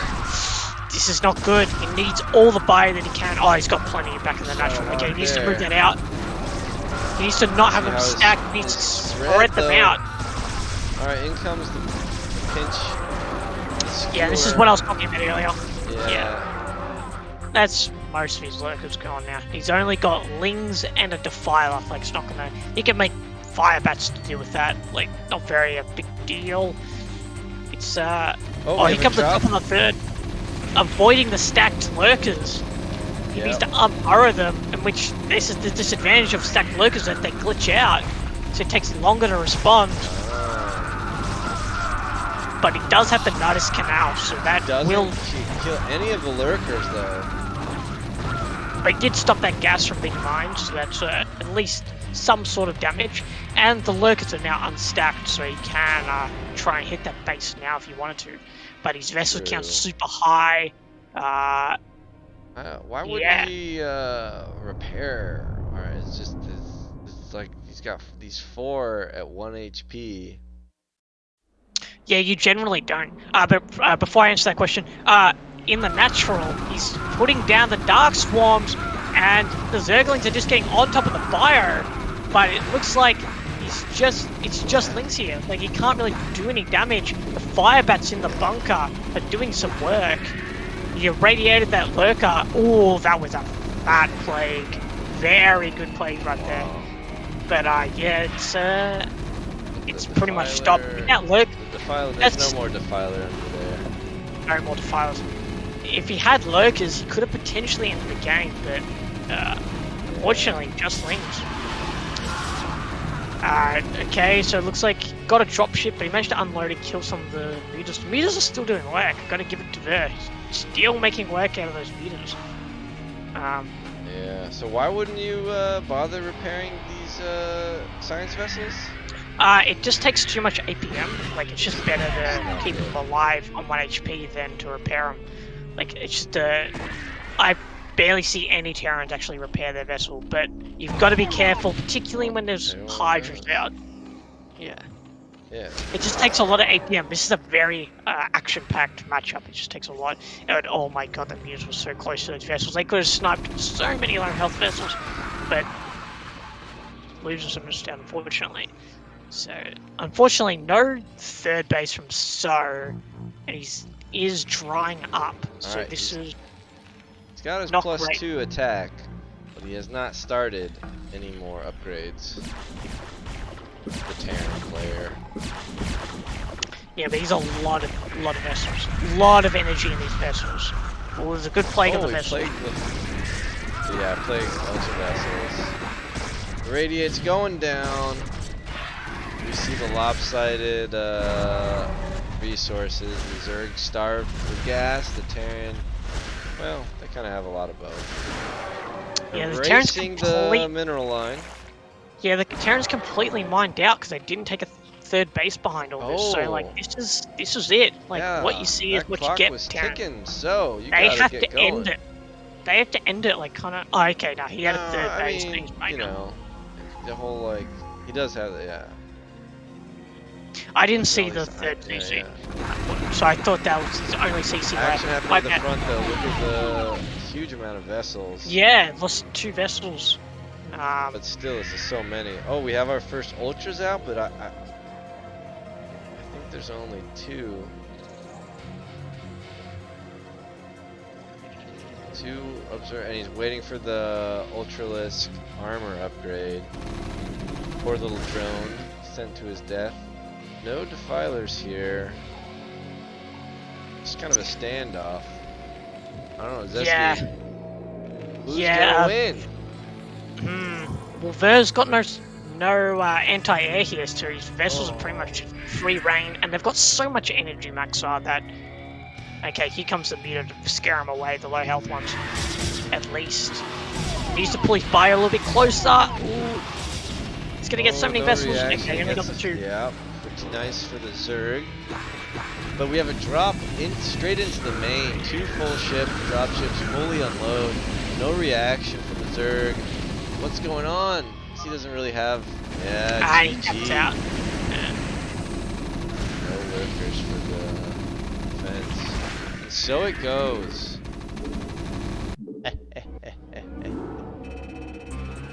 GG indeed. Another for 2F, 2F. Yeah, hard to see with the fancy graphics telling medics apart from Marines. Just, yeah. Alright, boys and girls, that completes our cast of Tier 0 Let Us Attack versus 2FACT 2 Furious. Oh, I totally forgot to be updating the team scores. Oh well, I'll update them now. 4, or well, I guess it was 3-1. Wouldn't want to deny anyone scoreboard. Alright, yeah. Well, Zesky, thanks for joining me. No worries. Thanks for Happy everyone to hanging cast. out. What was that? Happy to cast with you anytime, Maxwell. Anytime. Happy to cast with you anytime. You're right. It is 4-0. I'm This good. far. Yeah. Well, you know, whatever. I'll fix it. I had it right to begin with, and then I was like, no. Boom. 4-0. Congratulations, 2FACT 2 Furious. See you in hell. All right. Solid knockout. good night or good morning, whatever. Bye bye. See yous.